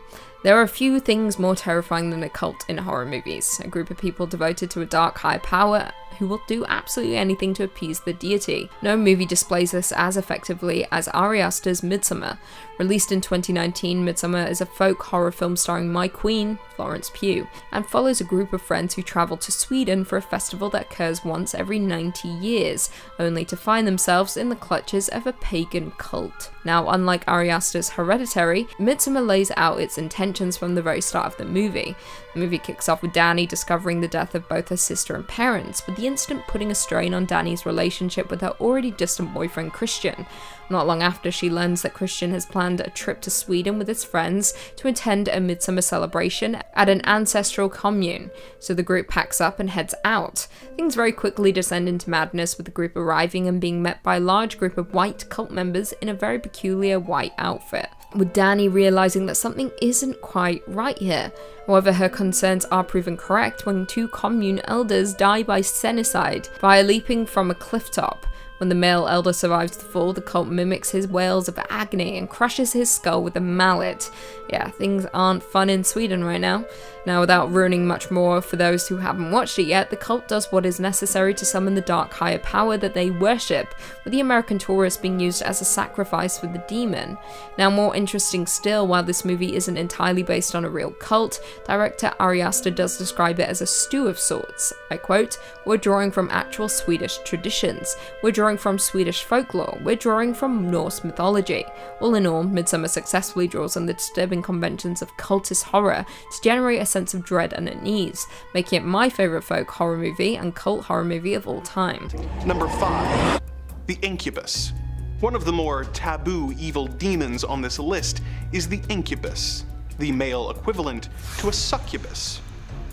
While a succubus is known for seducing sleeping men in order to impregnate themselves with ghostly children, the incubus comes into a woman's bed while she is asleep and impregnates her. She then carries the baby to term, giving birth to deformed witches, wizards, or demons.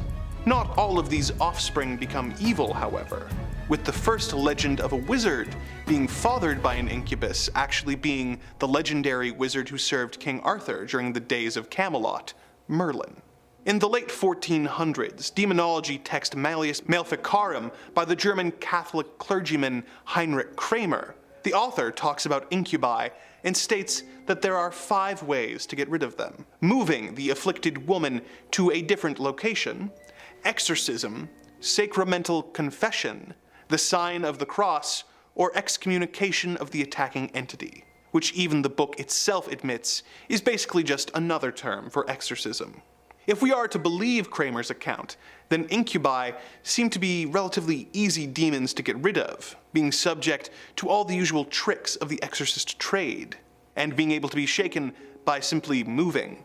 But according to the works of the Franciscan friar Ludovico Maria Sinistari, they are much more difficult to deal with than the typical demon, with him saying that an incubus does not obey exorcists, they have no dread of exorcisms, show no reverence for holy things, and at the approach of which they are not in the least overawed.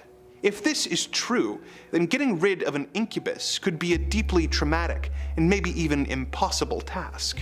Because we do not know which description of their strengths and weaknesses is the more accurate one, it is probably best to simply avoid any situations or rituals that could result in the summoning of an incubus, no matter how long of a dry spell you are dealing with, or how desperate you are becoming. Number 4. Mephistopheles. Mephistopheles, or Mephisto to his friends, is a demon who features prominently in German folklore. Although he has since become somewhat of a stock character, he is primarily known for the role he plays in the Faust legend. The Faust legend is inspired by the life of a real alchemist, astrologer, and magician named Johann Georg Faust, who lived in Germany during the late 1400s and early 1500s. It is unclear how closely Faust's life follows the legend it inspired, but the tale of his interactions with Mephistopheles have been passed down for centuries after his death. In the folk legend, Faust has become depressed with his life as a scholar and tries to take his own life. When the attempt fails, he calls on the devil, hoping to acquire magical powers that will allow him to indulge in all the earthly pleasures he can imagine. The devil then sends his representative, Mephistopheles, to make a deal with Faust. Faust and the demon broker a deal that will make Mephistopheles serve Faust with his powers for a set number of years. When that time is up, Mephisto will claim his soul and take Faust to hell, where he will be punished and forced to serve Satan for all of eternity. Faust uses Mephistopheles for a variety of purposes over the years, most famously to help him seduce a beautiful young maiden named Gretchen, with whom he has a child. When the child is born, Gretchen realizes the baby's unholy nature and throws the child into the waters, causing her to be arrested and executed for murder. Faust is corrupted and realizes his sins are unforgivable, and he is carried away to hell by Mephistopheles. True or not, the Faust legend has become deeply ingrained in culture, and despite the initial benefits Mephistopheles may present you with, he is not worth summoning. Number 3. The Popobawa.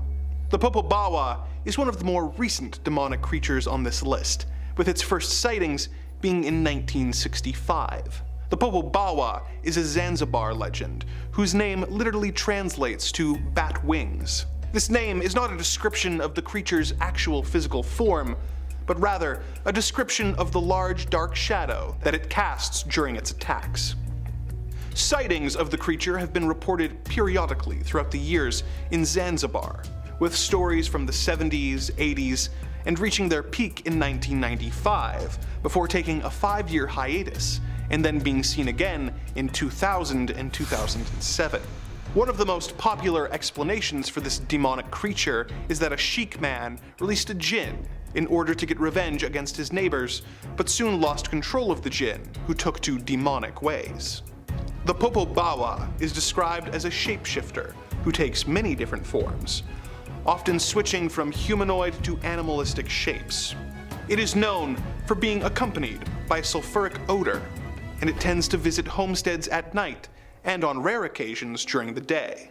It is indiscriminate in its choice of victims, going from home to home and attacking all members of the family before engaging in physical attacks, poltergeist behavior, and most feared of all, forced sodomy. It then moves on to the next home in the community. Victims of Popobawa attacks are often encouraged to come forward with their story in order to get the community protection, in order to avoid repeat visits from the demonic creature. The creature apparently becomes enraged if their existence is denied, and during one incident in 1971 possessed a young girl who then spoke to a group of villagers in a deep man's voice to confirm its existence. If the Popobawa really does exist and attacks the people of Zanzibar, then he should obviously be avoided at all costs, as his style of attack would be not only painful and humiliating, but could have long-term effects on the sanity of his victims if he chose to return to make his attacks a consistent issue. This is one demonic force that there is no benefit to tangling with, and should be avoided as much as possible, for both your own sake and that of everyone in your community. Number 2. Any of the demons in the Lesser Key of Solomon. The Lesser Key of Solomon is a grimoire compiled in the 17th century from materials that were already centuries old at the time of the book's original publication. The volume is divided into 5 books, and one of which contains instructions on how to grant the practicing magician an eidetic memory and the ability to instantly learn materials. Another of the books teaches the user how to contact angels using a wax tablet and a method known as scrying. 2 of the other books describe the 24 different angels and their relation to the 24 hours in the day. and the 360 spirits of the degrees of the zodiac. However, the Lesser Key's most famous book is known as Ars Goetia, which contains 72 sigils, each representing a different demon, as well as instructions on how to summon the 72 demons and even how to control them. Before you go searching for a copy at Barnes & Noble, consider the following. The Lesser Key of Solomon is apparently a cursed book, with anyone who owns a copy of it reportedly being subject to constant bad luck, or in some cases even death. Some owners of the book have reported seeing the pages turning by themselves and even flying across the room, while hearing whispers and seeing dark shadow people. If this warning has reached you too late and you have already fallen victim to this horrible curse, the good news is that it can apparently be broken by burning all the pages and disposing of the ashes. No one knows for sure who wrote the Lesser Key of Solomon. Some of course believe that it was written by King Solomon himself as a gift for his son, but others believe that it was actually dictated by some of the 72 demons in order to give themselves a means of crossing over to our world. Whoever actually wrote it, I hope that it was done with the purpose of helping us control the dark forces that are knocking on the door of reality, and not the other way around. As there is no way to know for sure who is responsible for this demonic grimoire, the smart move would probably be to avoid the book and avoid using it, and summoning forces beyond your understanding or control, who wish to claim your soul for their own. Number 1. Master Leonard. Who would have thought that someone named Leonard could be frightening, and yet here we are. Leonard is one of the spirits or demons featured in the 1818 demonology text, the Dictionnaire Infernal, by Jacques Collin, which describes various demons as well as their hierarchies. Leonard is described as a 3-horned goat with the face of a man who uses his horns to initiate his followers and grant them satanic powers. His job title is Grand Master of the Nocturnal Orgies of Demons, which is undeniably an impressive job title. He is known for having banquets thrown in his honor by his followers, where they all consume the flesh of a stillborn goat, which is then eaten without salt and boiled with reptiles in order to depurify the sinless meat. He also has a habit of transforming into a handsome young soldier and luring young women into the wilderness where he will impregnate them, with all the resulting children being stillborn as an offering to sin. Male followers of Leonard are granted the ability to transform into monstrous animals, or even into the incubi, which we already detailed. What makes Leonard so frightening isn't just his ability to corrupt people, but the idea that his actions directly lead to more demonic creatures that we are unable to effectively fight being created. In order to keep our world as demon-free as possible, Master Leonard and his parties should probably be avoided, no matter how fun some parts of them might seem. With that, another one of our journeys together is complete.